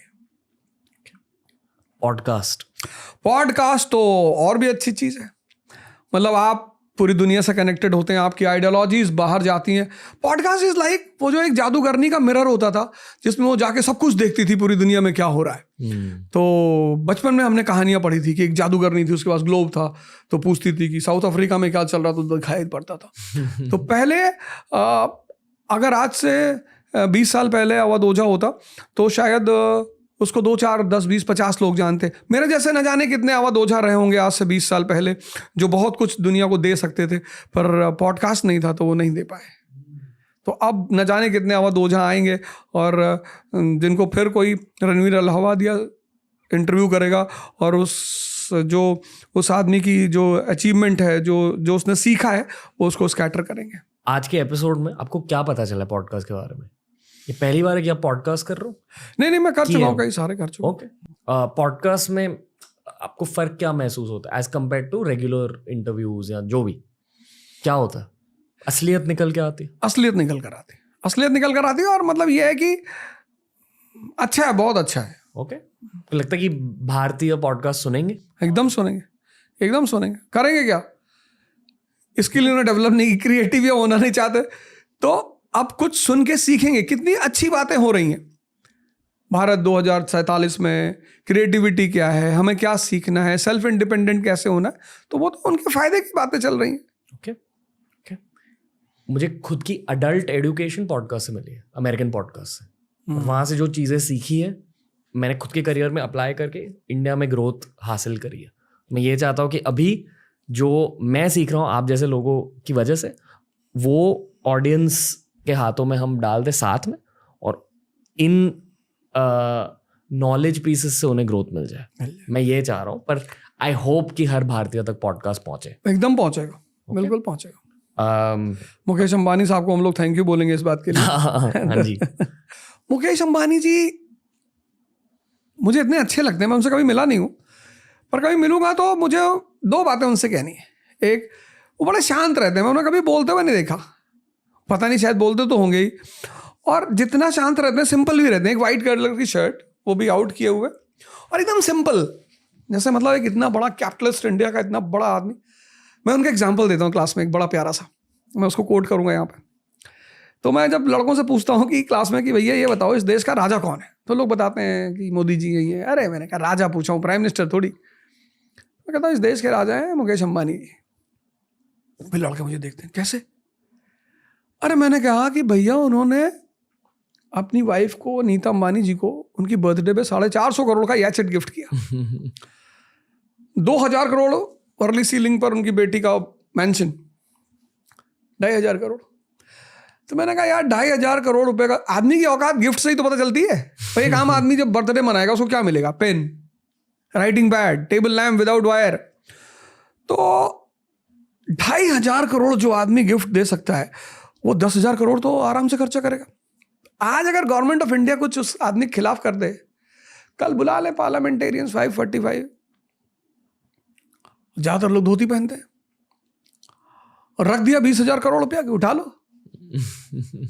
मैं किसी को ऑफेंड नहीं करना चाहता जी। एग्जाम्पल, एक्चुअली टीचर और कवि, इनको एक छूट होती है, किसी का नाम ना लें, किसी को बदनाम ना करें, किसी को डिफेम ना करें, पर विषय को सरल बनाने के लिए वो एग्जाम्पल दे सकते हैं। तो लड़के कहते हैं हाँ, हमने कहा परसों नो कॉन्फिडेंस मोशन हो जाएगा। हाँ सर ये बात तो है। तो मुकेश अंबानी जी को मैं यूज करता हूँ एग्जाम्पल्स में, उनकी सिंप्लिसिटी को मैं प्रमोट करता हूँ। और कैपिटलिस्टों का सम्मान करना चाहिए, इनकी वजह से नौकरियां मिल रही हैं, इनकी वजह से देश चल रहा है।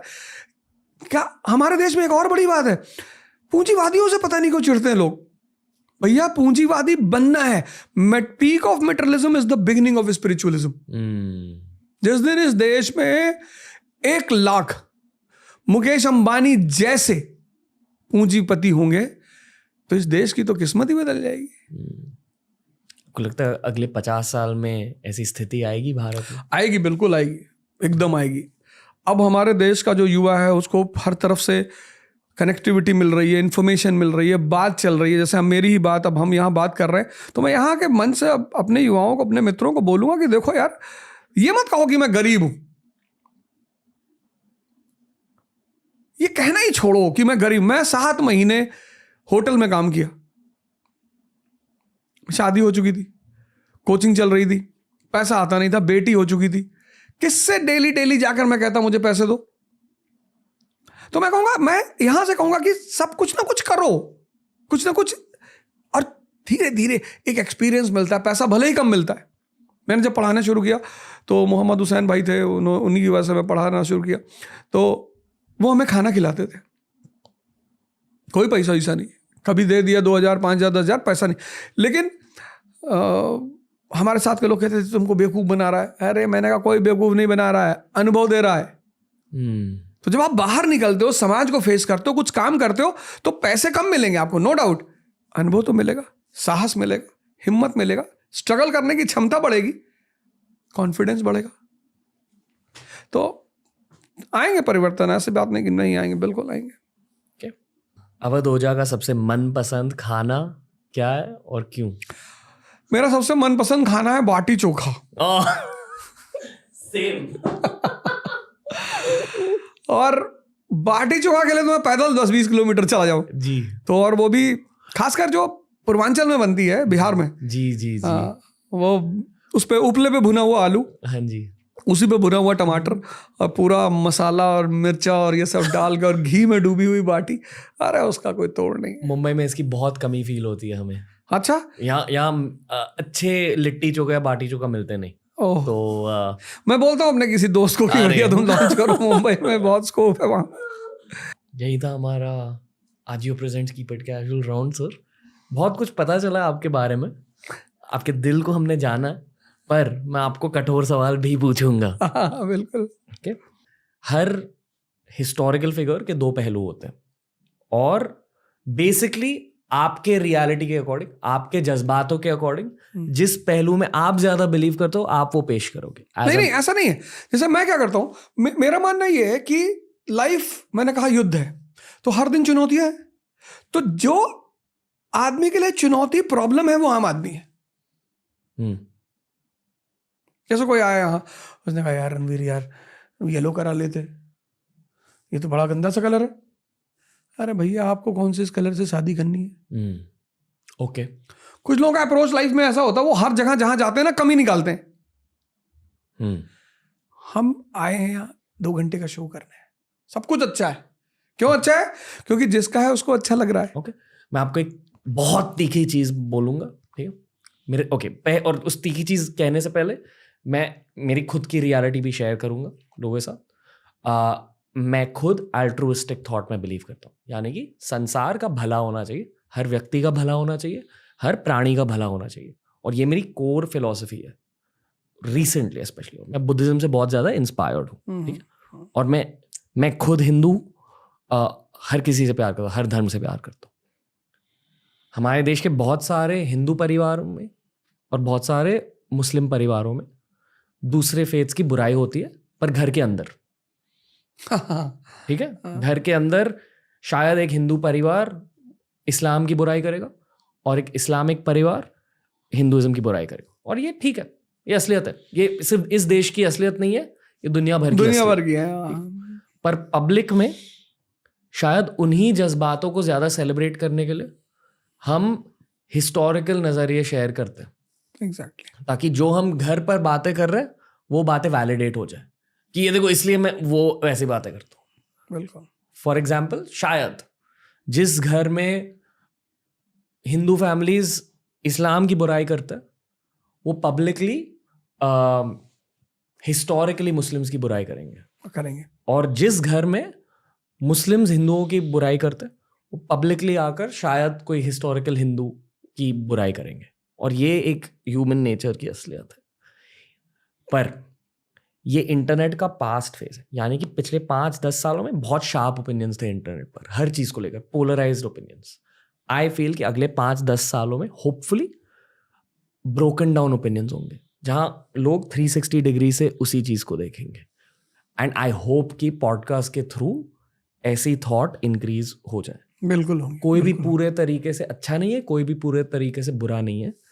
हर इंसान ग्रे कलर का होता है, कोई वाइट या ब्लैक नहीं है, नहीं होता। करेक्ट।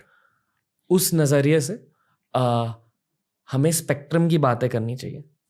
आई डोंट फील कि अकबर पूरे तरीके से एक विलन भी था या पूरे तरीके से हीरो भी था। करेक्ट। कुछ अच्छी चीजें करी भारत के लिए, कुछ बुरी चीजें करी भारत के लिए, पर ओवरऑल हमारे पॉडकास्ट में आपने मुगल फेस को काफी ज्यादा हाईलाइट किया, एंड आई एम श्योर कि आपने भी मुगल फेस को इसी नजरिए से पढ़ा है, पूरे तरीके से रिसर्च के साथ। तो उस ग्रे स्पेक्ट्रम में कहाँ पड़ता है मुगल फेस? एकदम बुरा था भारत के लिए? नहीं, एकदम अच्छा था भारत के लिए। अरे लाल किला बना, ताजमहल बना, सब बना। तो काफी सारे हिंदू ये मानते हैं कि क्योंकि बहुत सारे हिंदू कन्वर्ट हुए इसलिए मुगल फेस बुरा था देश के लिए। नहीं, ऐसे तो बहुत सारे लोग क्रिश्चियनिटी में भी कन्वर्ट हुए अंग्रेजों के आने के बाद। अंग्रेजों से बहुत पहले, मुगलों से बहुत पहले केरला में क्रिश्चियनिटी आई, लोग वहां क्रिश्चियन बने। वो तो जैसा कि एक कहानी मैं सुनता हूं, मुझे बड़ी हंसी आती है उस कहानी को सुन के। फिर मैंने कहा हमारे देश के लोग बहुत इनोसेंट हैं। मुझसे एक साहब ने कहा कि औरंगजेब जो है डेली 10,000 हिंदुओं को मार के खाना खाता था। मैंने कहा अच्छा। मैंने उनसे कुछ नहीं कहा, मैं सबसे बहस नहीं करता। एक बार एक गधे ने एक बाघ से कहा कि दादा, बाघ ने कहा क्या? कहा घास नीली है। बाघ ने कहा बदतमीजी कर रहे हो तुम मुझसे, घास हरी है। उसने कहा नहीं दादा, आपकी आंख खराब है, टेस्ट करा लो, घास नीली होती है। बाघ ने कहा बदतमीज, चलो राजा के पास गए, शेर के पास। बोले भाई साहब, ये कह रहा घास नीली होती, मेरी आंख खराब है। शेर ने देखा बाघ की तरफ, कहा बाघ को 50 कोड़े मारे जाए। गधा हंसता हुआ चला गया। तो बाघ ने कहा कि सरकार, आप तो राजा हैं, आप तो देख ही रहे कि घास हरी है। बोले घास तो हरी ही है, ये सजा तुझे गधे से बहस करने के लिए मिल रही है। जिस देश में लोग इंजीनियरिंग करने के बाद कंपाउंड की डिफिनेशन नहीं जानते, 10th के बाद जिन्होंने हिस्ट्री नहीं पढ़ी 90% लोगों ने, और हिस्ट्री पढ़ी भी तो ये सुन के पढ़ी कि बेटा इतिहास पढ़ने से नौकरी नहीं मिलती, उस देश में क्या हिस्ट्री पे डिस्कशन होगा? जिस देश में 98% लोगों को सन 90 में या तो डॉक्टर बनना था या इंजीनियर बनना था। तो कोई बुरा अच्छे की बात नहीं। जैसे हमारी पड़ोस की आंटी ने मुझसे कहा कि अवध, मैंने कहा जी आंटी, बोले मेरे बेटे को स्कूल छोड़ दो। मैंने छोड़ दिया, मैं उनके लिए बहुत अच्छा हो गया। उन्होंने मुझसे कहा मेरे बेटे को स्कूल छोड़ दो। मैंने कहा मैं तो अपनी माँ की बात नहीं सुनता, तुम्हारी क्यों सुनूंगा। अब वो मेरी बुराई करने लगी। इस देश में, इस दुनिया में खासकर, आप जिसके इंटरेस्ट के में हैं आप उसके लिए अच्छे हैं। अच्छा बुरा कुछ होता नहीं। वही जो आप घर पे बात करते हो, एग्जैक्टली जो आपके दिल में है। तो मुगल्स जो है वो, मैं तो बार बार ये कहता हूं कि इस देश का आदमी क्यों नहीं सुधरता। आप सिर्फ रोते हो, साहब हमको महमूद गजनी ने मारा, साहब हमको साहब 17 बार मारा साहब, फिर साहब हमको सर तैमूर लेम ने मारा सर 1398 में, साहब सर दिल्ली में बड़ा खून खराबा मचा, फिर साहब हमको साहब बाबर आके मारा साहब, फिर साहब हमको नादिर शाह सर 1739 में साहब हमारा पीकॉक थ्रोन लेके चला गया साहब, फिर साहब अब्दाली आके मारा साहब। अरे तुम कैसे आदमी हो यार, तुमको बार बार बाहर से आके आदमी मार रहा है, तुम एक ही नहीं हो रहा। तो तुम अपनी कमी देखने की बजाय क्या एस्केप रूट निकाला भारतीयों ने, वो मुसलमान बड़े बदतमीज हैं। अरे तुम ताकतवर हो जाओ, यहूदी ताकतवर नहीं हो गए? डॉट जैसा मुल्क है वेस्ट एशिया में, किसी की औकात है उनको आंख दिखा दे। मैं एक और चीज हाईलाइट करना चाहूंगा। पॉडकास्ट के स्टार्ट में आपने कहा कि भारतीय, हर भारतीय, हिंदू, मुस्लिम, सिख, बुद्धिस्ट, थोड़े रोमांटिक होते हैं, पास्ट में जीना पसंद करते हैं, एग्जैक्टली ना कि प्रेजेंट में जीना। और प्रेजेंट में मुझे 2 फील्ड से बहुत ज़्यादा इंस्पिरेशन मिलती है। पहली फील्ड स्पोर्ट्स, जहाँ कोहली और शिखर धवन के साथ मोहम्मद सिराज और मोहम्मद शमी भी एक ही टीम में खेलते हैं, बिल्कुल। और दूसरी फील्ड बिजनेस, क्योंकि अभी चाइना और अमेरिका हमारी बहुत मुझे गाली नहीं देनी है, पर आप समझ गए मुझे क्या कहना। कोई नहीं लेने वाले हैं। और अगर हमें ये विश्व कप जीतना है तो हमें भारतीय क्रिकेट टीम से इंस्पिरेशन लेनी पड़ेगी, जहां जात धर्म देखे नहीं जाते, एबिलिटी देखी जाती है और टीम वर्क देखा जाता है। बिल्कुल।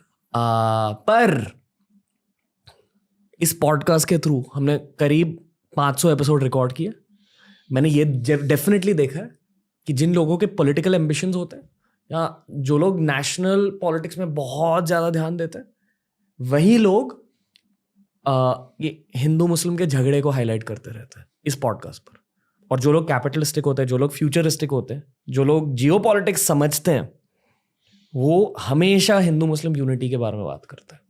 क्योंकि अगर इस देश में हिंदू मुस्लिम यूनिटी टूटी, देश भी टूटेगा, और ये सच है। एग्जैक्टली। पर बहुत सारे पॉलिटिशियंस अपने खुद के एम्बिशन के लिए हिंदू मुस्लिम यूनिटी को तोड़ना चाहते हैं। या एक्चुअली मैं हिंदू मुस्लिम यूनिटी नहीं तोड़ना नहीं चाहते, फायदा उठाना चाहते हैं। क्योंकि रिलीजन, धर्म एक ऐसी चीज है जो हर इंसान के दिल में होती है, या बहुत सारे इंसानों के दिल में होती है। अगर आपने उनके दिल में जाकर उनको अफेक्ट किया तो उनका दिमाग भी अफेक्ट हो जाता है, आप उन्हें कंट्रोल कर पाते हो। अगर मासेस को कंट्रोल करना है तो उनके रिलीजन से बात करो। ये एक बहुत बेसिक फिलोसॉफिकल चीज होती है गवर्नेंस में। चाणक्य भी इसी के बारे में बताते थे, और यही हो रहा है आज हमारे देश में। आई फील कि पिछले 5-10 सालों में ज्यादा हुआ। आजकल के लोग होपफुली पॉडकास्ट के थ्रू, होपफुली यूट्यूब के थ्रू ये जान रहे कि अभी जियोपॉलिटिकल गेम स्टार्ट हो रही है, ना कि नेशनल पॉलिटिक्स के गेम्स। नेशनल पॉलिटिक्स और ये हिंदू मुस्लिम के फाइट्स को छोड़ो और बिजनेस के बारे में सोचो, जियोपॉलिटिक्स के बारे में सोचो। बहुत कुछ हो रहा है दुनिया में, बहुत कुछ हो रहा है दुनिया में। कुछ कहना चाहोगे? नहीं, बिल्कुल, मैं दोनों पे कहना चाहूँगा। स्पोर्ट्स के बारे में भी। स्पोर्ट्स, पहले मैं स्पोर्ट्स पे ही बोलूँगा। स्पोर्ट्स जीवन में जितनी इंपॉर्टेंट सांसें हैं, आज आप देखो कितने लोग डायबिटिक पेशेंट हैं। क्यों? जीवन तो है, खेल खत्म हो गया। हम छोटे थे तो 50-50 ओवर मैच खेल रहे हैं, उसके बाद कुछ भी खा रहे हैं, लोहा भी खा रहे हैं, हजम हो रहा है। तो एक तो स्पोर्ट्स आपको स्वस्थ रखता है। दूसरा, स्पोर्ट्स क्या करता है, आपकी जो स्पिरिट है ना, आप हार गए और आप अपने जीते हुए दोस्त को जाके बधाई दे रहे हो, वो स्पिरिट पैदा करता है। स्पोर्ट्स एक मल्टी डायमेंशनल चीज है। स्पोर्ट्स मतलब ये नहीं कि सिर्फ बल्ला पकड़ लिए खेल रहे हैं, नहीं। जब आप मैच देखते हो, इंडिया पाकिस्तान का मैच हो रहा है, इंडिया जीत गई, पाकिस्तान में टीवी फोड़ी जा रही है, लेकिन पाकिस्तानी कैप्टन, इंडियन कैप्टन गले मिल रहे हैं। अभी वर्ल्ड कप हुआ, लियोनेल मेसी जीता, बड़ी अच्छी बात है। सब चाहते भी थे, मैं भी चाहता था। मैच शुरू होने से पहले मैं भी चाहता था लियोनेल मेसी जीते। जब मैच खत्म हो गया तो उस मैच से एक हीरो पैदा हुआ, एम्बापे। लड़ता रहा, मारता रहा। अब वो जो स्पिरिट है उसकी, वो मेरी ताकत बन गई। उस बंदे ने अपना पेनल्टी शॉट तो मार ही दिया था कि हारना नहीं है बॉस। फ्रांस के प्रेसिडेंट ने जाके उसके कंधे पे हाथ रखा, उसने कहा हटाओ यार। तो स्पोर्ट्स आपको स्वास्थ्य देता है, स्पोर्ट्स आपको स्पिरिट देता है, स्पोर्ट्स ध्यान सिखाता है। जिसका मन अनस्टेबल है वो क्या खेलेगा? तो जहां पे इतने फैक्टर्स जुड़े हुए हैं, आज के बच्चे, 12 साल के बच्चे को शुगर है क्योंकि सबके पास पैसा है, ज्यादातर लोगों के पास। खाना आप बच्चों को अच्छा खिला रहे हो, लेकिन बच्चे खेल ही नहीं पा रहे। मोबाइल ने बहुत कुछ दिया, बहुत कुछ छीना। उसमें एक चीज छीन ली, बाहर घूमना छीन लिया। मैं अभी आ रहा था प्लेन से, तो मेरे बगल एक साहब बैठे हुए थे। मैं तो किताब पढ़ रहा था। अब तो किताबें मेरी नशा बन गई। जिस चीज से आपको पैसा मिलता हो, इज्जत मिलती हो, आप उसको अगर छोड़ देंगे तो आप खत्म हो जाएंगे। और मुझे ये सब चीज मिला किताबों से। इसलिए मैं चाहता हूं कि डॉक्टर अंबेडकर का जो बर्थडे है 14 अप्रैल, उसको एजुकेशन डे मनाया जाए, क्योंकि वो भी आदमी दलित से ब्राह्मण बना एजुकेशन की वजह से। सरकार उसको एजुकेशन डे डिक्लेयर कर दे कि आज के दिन एजुकेशन पर चर्चा होगी कि एजुकेशन क्या होती है, ये क्या होता है। तो स्पोर्ट्स बहुत बड़ी चीज है। वो सांसों के बाद आदमी के जीवन में बहुत जरूरी है और हर आदमी को उस पर ध्यान देना चाहिए। सिर्फ यही नहीं कि स्टेडियम में बैठ के क्रिकेट मैच देख रहे हैं, कुछ ना कुछ खेलना चाहिए। बिजनेस, भारत सोने की चिड़िया, you took up that point. कब था? जब हम टेक्सटाइल एक्सपोर्टर थे, अशोक के टाइम पे। जब हम लेदर एक्सपोर्टर थे, जब हम पेपर एक्सपोर्टर थे, जब हम कटलरी एक्सपोर्टर थे। प्लिनी, रोमन हिस्टोरियन, रो रहा है, कह रहा the entire gold of Rome is flowing towards India. और आज हम कॉर्नफ्लेक्स से लेकर बोइंग तक इंपोर्ट करते हैं। केलॉग्स, जो कंट्री कॉर्न पैदा करती है वो कंट्री केलॉग्स इंपोर्ट करती है। हमारा रुपया नहीं मरेगा तो किसका रुपया मरेगा? एंशिएंट इंडिया, पूरा बाहर का पैसा भारत आ रहा है। हम एक्सपोर्टर थे, बैलेंस ऑफ पेमेंट हमारे फेवर में था। Maximum export, minimum import. Medieval India, वो ताजमहल बाहर यूरोप वही तो पैसे दे गए तभी तो बना। Maximum export, minimum import. आज मैक्सिमम इंपोर्ट, मिनिमम एक्सपोर्ट। और जब तक ये बैलेंस, अब तेल तो हम नहीं बना सकते, तेल तो हम एक्सपोर्ट ही करना, लेकिन सब्स्टिट्यूट एनर्जी तो हम यूज ही कर सकते हैं ना। सोलर पावर पे हम ध्यान दे ही रहे हैं, इलेक्ट्रिक कार्स हम ला ही रहे हैं। तो बहुत सारी चीजें जो हम कर सकते हैं। भाई, कार की शीशे का वाइपर तो बना ही सकते हैं ना, साइकिल बना सकते हैं, स्लीपर बना सकते हैं। तो इंडिया को बिजनेस प्रमोशन की जो आइडियोलॉजीज है ना, उनको प्रमोट करना चाहिए हमारी सरकार को, निश्चित तौर पे करना चाहिए। ओके।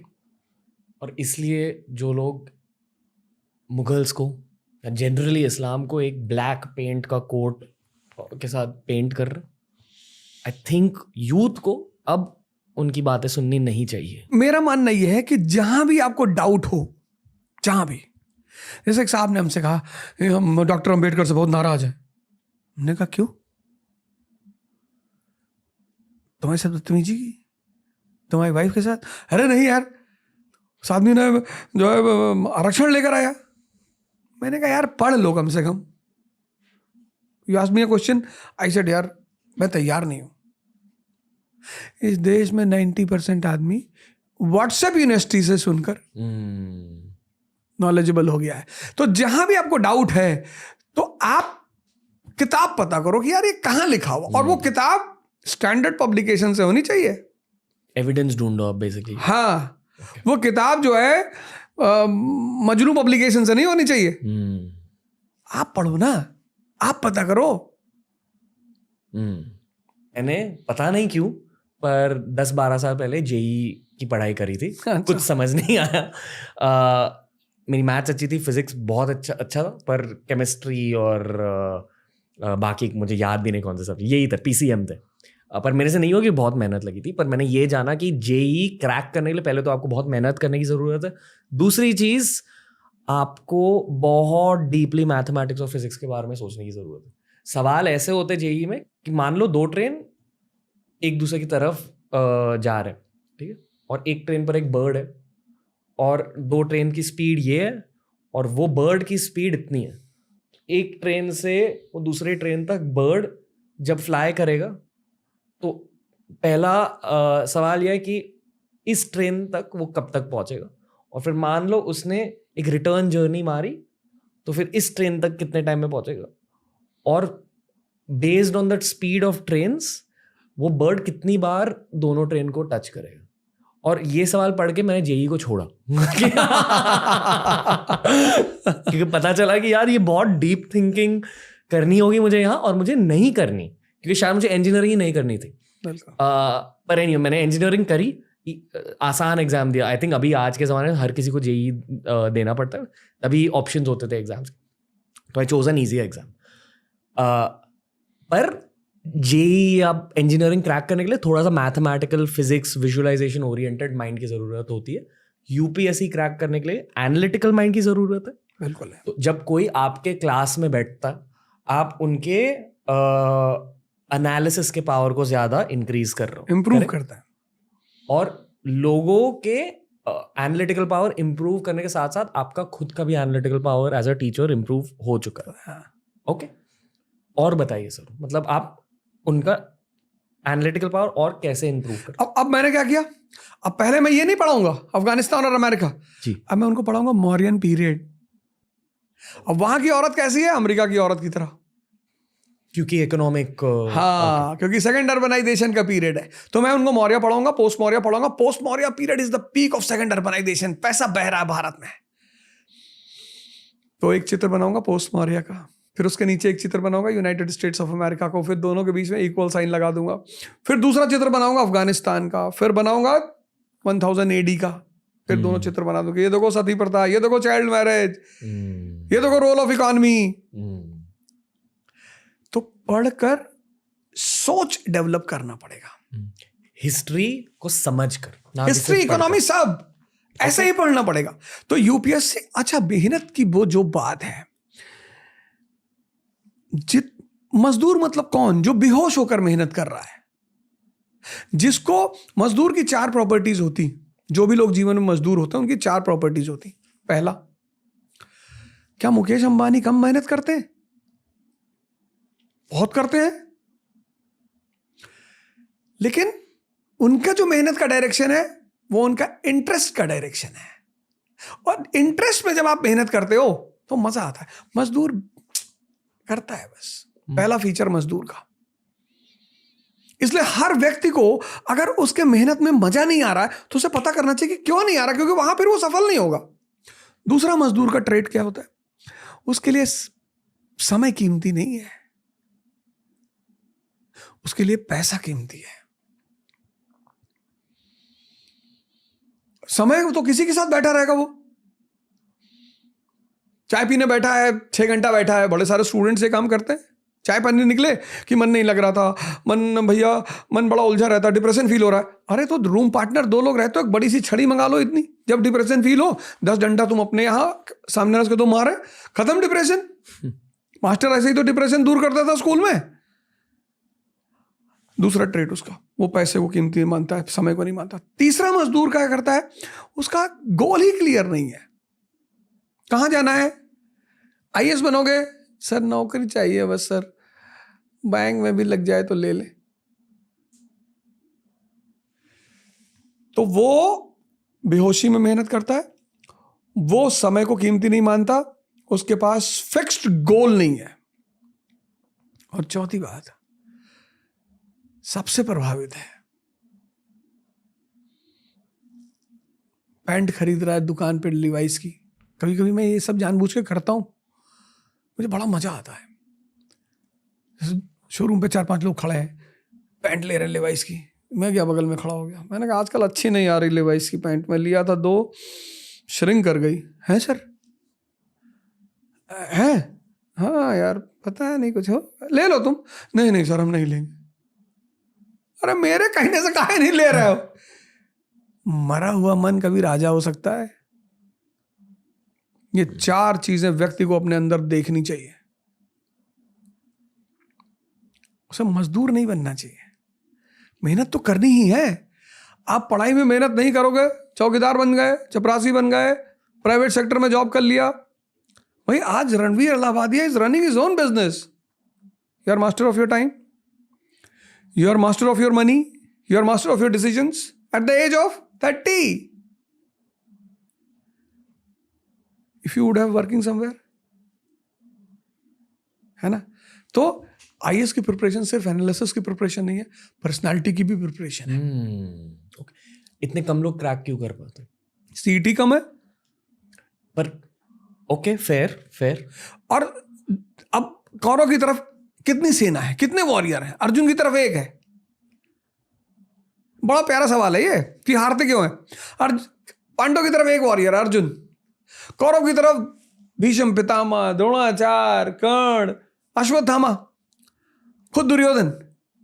भीष्म पितामह दिल से नहीं लड़ रहे हैं, तो जो स्टूडेंट दिल से नहीं लड़ेगा वो भीष्म पितामह की तरह लड़ रहा है, जीतेगा तो कभी नहीं। द्रोणाचार्य कंफ्यूज्ड हैं, युद्ध के मैदान में अपने दुश्मन से राय मांग रहे हैं कि भैया मेरा बेटा मारा गया भैया। कर्ण जज्बाती है कि मेरे भाई है, मैं आईएएस बन के क्या करूंगा, मेरा भाई अर्जुन आईएएस बन जाए। दुर्योधन बेवकूफ है, मां के पास जा रहा है, कृष्ण बीच में आ जाते, कहते पे नंगे जा रहे हो, जॉकी पहन लो। तो जो भी कौरव की तरफ के योद्धा है, उसके ट्रेड जिस यूपीएससी एस्पिरेंट में है, वो चाहे जितना बड़ा योद्धा है वो हारेगा। ओके, मेहनत, फोकस और स्थिरता के अलावा इस एग्जाम को क्रैक करने के लिए क्या चाहिए होता? मस्ती। कि गर्लफ्रेंड की लैप में भी अगर सर रखा है तो नेशनल इनकम चल रहा है। कोई तुम्हारे दिमाग में जाके थोड़ी देख रहा है। लोग क्या करते, गर्लफ्रेंड ही छोड़ देते। भैया हम भैया लड़की से बात नहीं करेंगे भैया। कहीं नहीं करोगे? भैया पापा ने मना किया है। मस्त रहो यार, हर चीज को तो तुमने खतरा बना लिया है, हर चीज से तुम डरे हुए हो। और लड़कियों को मजा आता है ऐसे लोगों को छेड़ने में। लड़कियां वैसे किसी से बात भले ना करें, लेकिन जब उनको यह पता चल जाता है कि ये आदमी बड़ा कंसंट्रेट हो रहा है, इस तरह के अपने खेल हैं कई सारे, उसमें से एक खेल है आदमी का कंसंट्रेशन तोड़ना। विश्वामित्र बैठे नहीं थे, आईएएस बनना। इंद्र को लगा कि यार ये तो आईएएस बन रहा है, मेनका को भेजा कि जाओ जरा देखो। तो मेनका ने हाथ चूड़ी उड़ी बजाई, विश्वामित्र ने एक आंख खोल दी। औरतों का एक मजा है नाचना, आदमी नाचता रहे, भस्मासुर को मार डाला। तो मस्ती में रहना है। इंटरव्यू में क्या टेस्ट किया जाता है? इनरव्यू जैसे क्वेश्चंस पूछ लिया कि आपको लगता है मुगल इतिहास हटाना चाहिए? अच्छा, opinion, you can not deny opinion. 3 तरह के क्वेश्चन इंटरव्यू में होते हैं। एक होता है आपका डैफ, आप अपने बारे में पहले ही बता देते हो, डैफ का फॉर्म होता है, उसमें सब कुछ लिखा होता है आपके बारे में, आप कहाँ पढ़े, आप कहाँ गए, आपके स्कूल का नाम क्या था। तो एक तो वहां से इंटरव्यू होता है। दूसरा होता है आपके नॉलेज चेक होती है, अच्छा एमएससी किया है फिजिक्स से, तो फिजिक्स से पूछ लिया। तीसरा होता है, दूसरे में करंट भी आता है कि यूक्रेन वॉर क्या सोच रहे हो, ये है कैसे शुरू हुआ, क्या मतलब। लेकिन सबसे इंपॉर्टेंट क्वेश्चन होता है पर्सनैलिटी बेस्ड, ओपिनियन, कि आपको लगता है कि राम मंदिर बनना ही चाहिए था। अब आप ये नहीं कह सकते कि सर मैं ओपिनियन नहीं दूंगा, and your opinion is you are. Tiger ढूंढ रहे हैं सरकार, Exactly. दिमागी tiger. Lion, decision and dareness. गोली भी तो चलानी है IPS बन के, तो वो दोनों चीज ढूंढ रहे हैं, डिसीजन और डेयरनेस. तभी राजा बनने देंगे. वो सिर्फ डेयरनेस नहीं ढूंढ रहे हैं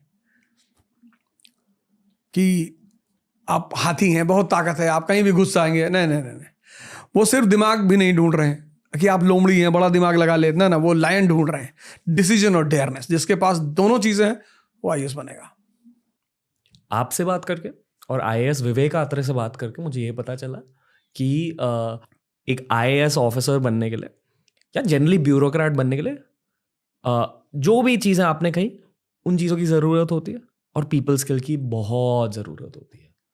लोगों को मैनेज करना पड़ता है क्योंकि आपको गांव में भी काम करना होता है और साउथ मुंबई में भी काम करना होता है. बिल्कुल. और ये काम AI कभी रिप्लेस नहीं करेगा. पर मैं आपसे ये पूछना चाहूँगा कि इस पूरे सिस्टम में क्या बदलाव आने वाले हैं? एज इन क्या 20 साल बाद भी UPSC एग्जाम होगा? 30 साल बाद UPSC एग्जाम होगा? पूरे सिस्टम में बदलाव आएंगे? आपको क्या लगता है? नहीं, बदलाव तो रिक्वायरमेंट है ना. मतलब change is the law of nature. आज जो अरब कंट्रीज हैं वो इतनी रिसोर्सफुल होकर डेवलप्ड नहीं है. मतलब ईरान भी तो एप्पल बना सकता है भाई. तुम ऑयल का दुनिया का सबसे बड़ा रिजर्वायर हो. जैसे ड्यूश बैंक इंडिया में, HSBC इंडिया में, तो ईरानियन बैंक भी तो इंडिया में हो सकता है. इराक. लेकिन ऐसा क्यों नहीं हुआ? क्योंकि ये चेंज के साथ नहीं चले. अब क्या होगा? तो UPSC में तो, सिविल सर्विस में तो चेंज इज मैंडेटरी, क्योंकि ये तो स्टील फ्रेमवर्क ऑफ इंडिया है. तो वो तो होगा, उसको तो कोई रोक ही नहीं सकता. मतलब होगा 20 साल क्या, हर 15 साल बाद होना ही चाहिए, चेंजेस होने ही चाहिए. तो वो तो होगा, क्योंकि जिस दिन इस देश में सिविल सर्विस कमजोर पड़ जाएगी उस दिन इन रियलिटी ये देश कमजोर पड़ जाएगा. आप नेशनल पॉलिटिक्स पूरे तरीके से फॉलो करते हो? हाँ, आई मीन ऑब्वियसली. बहुत सारे टीनेज लिसनर्स हैं हमारे, कॉलेज स्टूडेंट्स जो बिल्कुल फॉलो नहीं करते.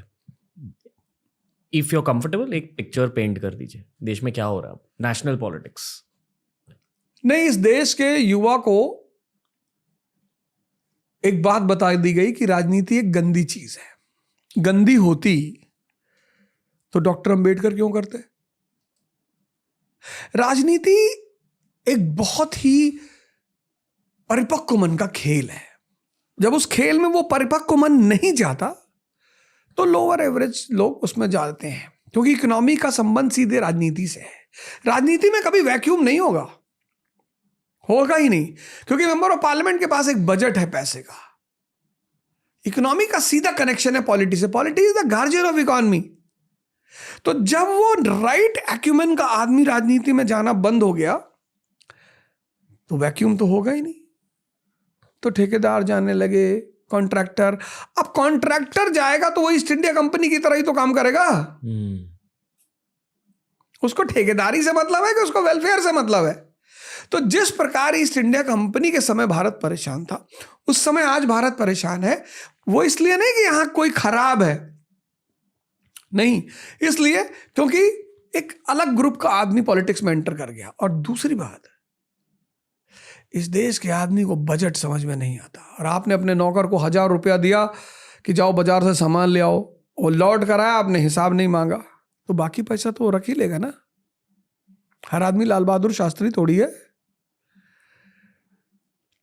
तो इस देश का आदमी अपने आप को राजा मानता ही नहीं. प्रियम्बल की पहली लाइन कहती हुई the people of India solemnly resolve. तो मैं इस देश के युवाओं से कहूंगा कि वो राजनीति का अध्ययन करें, पढ़ें, उसको गौर से देखें और कोशिश करें कि अपनी एक सोशल स्टेटस बनाकर खुद राजनीति में एंटर करें. एक सप्लीमेंटल सवाल, आप उन्हें कुछ स्टार्टिंग इनपुट दे दीजिए. क्या हो रहा है देश में अभी? नहीं, अभी तो मतलब मान लो एक 18 साल का बच्चा ये पॉडकास्ट सुन रहा है और उसे लिटरली सिर्फ ये पता है कि हमारे देश के PM मोदी जी हैं. बहुत सारी चीजें हो रही हैं अभी देश में. अब इस देश में कोई उल्टा सीधा नहीं बोलता. जैसे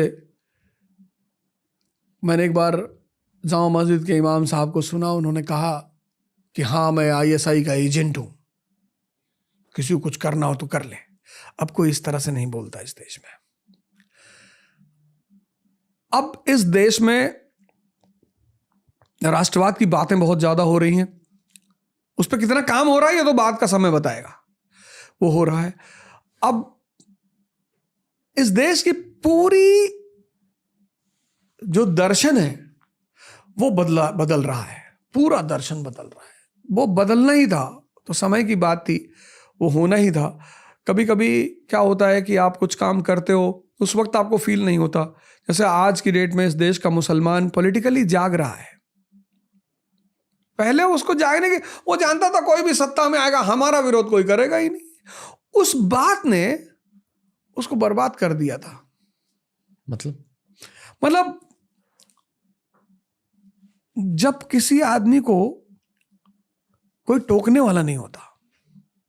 मेरे एक दोस्त हैं, उनके फादर DM थे, तो उनके घर में जब भी कोई ज्योतिषाचार्य या पामिस्ट्री वाला आता था तो उनके बेटे की बड़ी तारीफ करता था। अरे बाबूजी मंगल बड़ा उच्च का है बाबूजी, अरे बृहस्पति देखो बाबूजी, शुक्र के तो क्या कहने।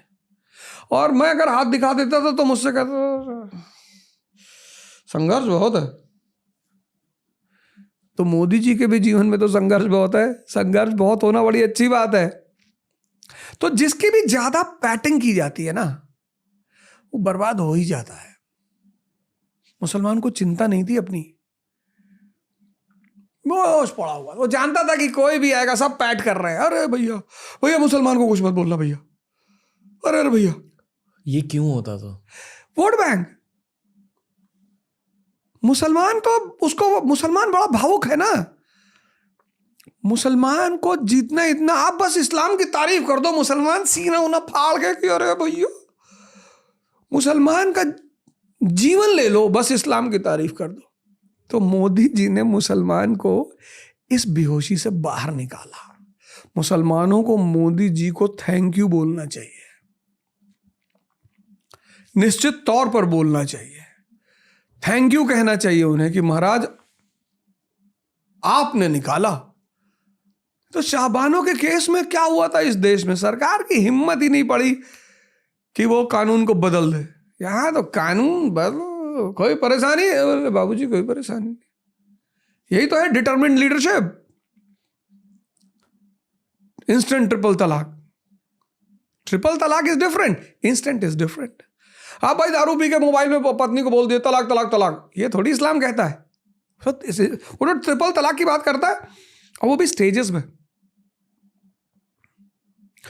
तो जो काम विलियम बेंटिक ने हमारे लिए किया ईसाई होते हुए, बड़े ध्यान देने वाली बात है, सती प्रथा खत्म किया उसने, वही काम नरेंद्र मोदी ने मुसलमानों के लिए किया हिंदू होते हुए।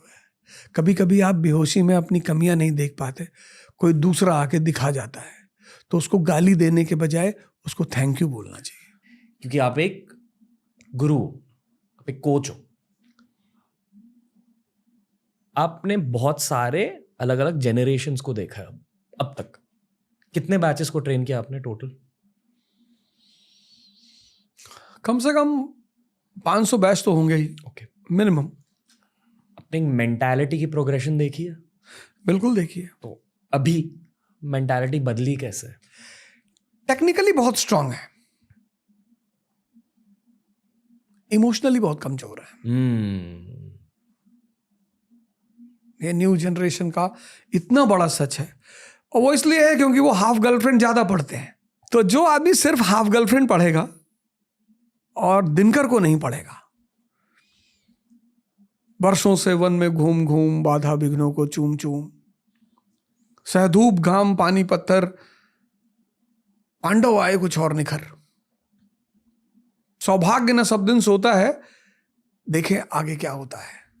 इसको भी पढ़ना जरूरी है कि महाभारत बिना संघर्ष और शक्ति के नहीं जीती जा सकती। मुझे लगा अब तक कि सिर्फ शहरों में टफनेस चली गई है, पर आप ये कह रहे हो कि टीयर 2 टीयर 3 में भी टफनेस की प्रॉब्लम है। ओके, अभी इसका सोल्यूशन क्या है? नहीं, सॉल्यूशन पहले हमारी बात ही वहीं से शुरू हुई, एजुकेशन सिस्टम से, फैमिली से, एम्बियंस से, एनवायरनमेंट से। तो वो सब, जैसे माँ बाप को चाहिए कि कहीं ना कहीं अपने बच्चे को जो उनका हीरो हो उसकी कहानियां जरूर सुनाए। प्रभु राम की कहानी सुनाए, भगवान कृष्ण की सुनाए जरूर। घर में जैसे मैं अपनी बेटियों के साथ क्या करता हूँ, एक टॉपिक दे दूंगा कि भाई कल संसद बैठेगी, मैं अपने घर को संसद बना लिया हूँ। एक तरफ अपोजिशन बैठता है, एक तरफ सरकार बैठती है। तो सरकार की तरफ मेरी वाइफ बैठती है, मैं बैठता हूँ, वो पीएम बन जाती है, मेरे बच्चे अपोजिशन बन जाते हैं। फिर एक मुद्दा आ जाता है भाई संसद, फिर बहस होती है, फिर उसमें प्राइज डिस्ट्रीब्यूशन होता है। तो ये भी तो एक तरीका है हफ्ते भर में कर। तो इससे क्या होता है, बच्चों के सोचने की क्षमता बढ़ती है। सब चीजें स्कूल भी नहीं कर सकता, कुछ चीजें आपको भी करना पड़ेगा। तो जब सब, सरकार, परिवार, बच्चे, टीचर सब मिलेंगे तो फिर तो मुट्ठी बनेगी, और मुट्ठी मतलब ताकत। अवध ओझा सर, यही है आज का पॉडकास्ट। कैसा रहा आपका एक्सपीरियंस? बहुत अच्छा, ओके, बहुत बढ़िया। आई एम श्योर कि आपके साथ हम और बहुत सारे पॉडकास्ट रिकॉर्ड करने वाले हैं। इंटरनेट को आपकी ज़रूरत है, मैं बस यही कहूँगा। Thank you. हाँ, और कुछ लोगों के दिमाग और दिल सिर्फ पॉडकास्ट के माध्यम से खुलते हैं इंटरनेट के सामने। पर एक कॉन्वर्सेशनलिस्ट होने के लिए और एक अच्छे पॉडकास्ट गेस्ट होने के लिए सालों तक आपको मेहनत करनी पड़ती है, सालों तक पढ़ाई करनी पड़ती है। और आप एक लाइफ लॉन्ग लर्नर हो, लाइफ लॉन्ग स्टूडेंट हो, और यही स्टूडेंट मेंटालिटी को दुनिया के सामने पेश करना हमारा ऑनर है sir. Thank you so much. बहुत कुछ सीखा आपसे। अरे मैंने भी बहुत कुछ सीखा यार, और सुना जो है उस पर मैं होमवर्क करूँगा। नहीं, जेन्युइनली बहुत अच्छा लगा आपसे बात करके, एंड आई होप कि आपको बेसिकली मजा आया हो। बहुत बहुत बहुत बहुत मजा आया। जाने से पहले sir, on behalf of team TRS and team Ajio, आपके लिए एक गिफ्ट हैम्पर है। मुझे हाथ में एक चोट लग चुकी है, इसलिए भारी हैम्पर है, मैं आपको नहीं दे सकता। ये हमारा पॉडकास्ट प्रोड्यूसर श्रुतेश आपको देगा। Thank you sir. Thank you. उस में बाहर रखवा देते। इस हैम्पर में गिफ्ट्स भी आपके लिए और बहुत सारा प्यार भी है। अरे थैंक यू यार, थैंक यू। और इस पॉडकास्ट पर काफी सारे मिलिट्री हीरोज आए जिन्होंने आर्मी में देश के लिए बहुत कुछ किया है। आई फील कि सोल्जर्स सिर्फ मिलिट्री में नहीं होते, सोल्जर्स शहरों में भी होते हैं और इंटरनेट पर भी होते हैं। आई फील कि आप एक मॉडर्न इंटरनेट सोल्जर हो हमारे देश के फ्यूचर के लिए। Thank you. So I salute your work sir. अरे थैंक यू यार। All your life's work, and I am sure कि अभी आपकी इंटरनेट करियर की थोड़ी सी शुरुआत हुई है। बहुत भयानक वीरेंद्र सहवाग स्टाइल शुरुआत हुई है, पर आपको बहुत कुछ करना है, आपको 300 रन 2 बार बनाना। So I am just looking forward to it. Thank you. Thank you दोस्तों, ये था आज का एपिसोड। फिर से मैं वही कहूंगा, हमें ये बताइए कि अवध सर के साथ हम अगली बार किन टॉपिक्स के बारे में बात कर सकते हैं। कैसा लगा आज का एपिसोड? ऑनेस्ट फीडबैक दीजिए कमेंट सेक्शन में। मुझे ऑनेस्टली आपसे ये जानना है कि TRS को ज्यादा इंप्रूव हम कैसे करें। गेस्ट रिकमेंडेशंस भी दीजिए। आई एम श्योर कि आप में से काफी सारे लोग पहली बार TRS देख रहे होंगे। डेफिनेटली हमारी लाइब्रेरी को स्कैन कीजिए। दुनिया में जितने भी टॉपिक्स है ना, जितने भी सब्जेक्ट्स है, ऑलमोस्ट हर सब्जेक्ट कवर हो चुका है TRS इंग्लिश या TRS हिंदी पर। दोनों पॉडकास्ट स्कैन कीजिए दोस्तों। इस लुक की वजह है आजियो। अगर आपको भी इसी तरह फैशनेबल दिखना है तो आजियो ऐप डाउनलोड कीजिए और तुरंत अपनी स्टाइलिंग स्टार्ट कीजिए। I am styled by AJIO for this one. बहुत ही जल्द मैं लौट कर आऊंगा TRS पर, सीखते जाऊंगा आप सभी के सामने, और जैसे जैसे मैं सीखता जाऊंगा आई होप कि आप भी और ज्यादा सब्जेक्ट्स के बारे में बहुत कुछ सीखते जाएंगे। साथ में भारत को आगे लेके जाते हैं दोस्तों। All I will say is जय हिंद।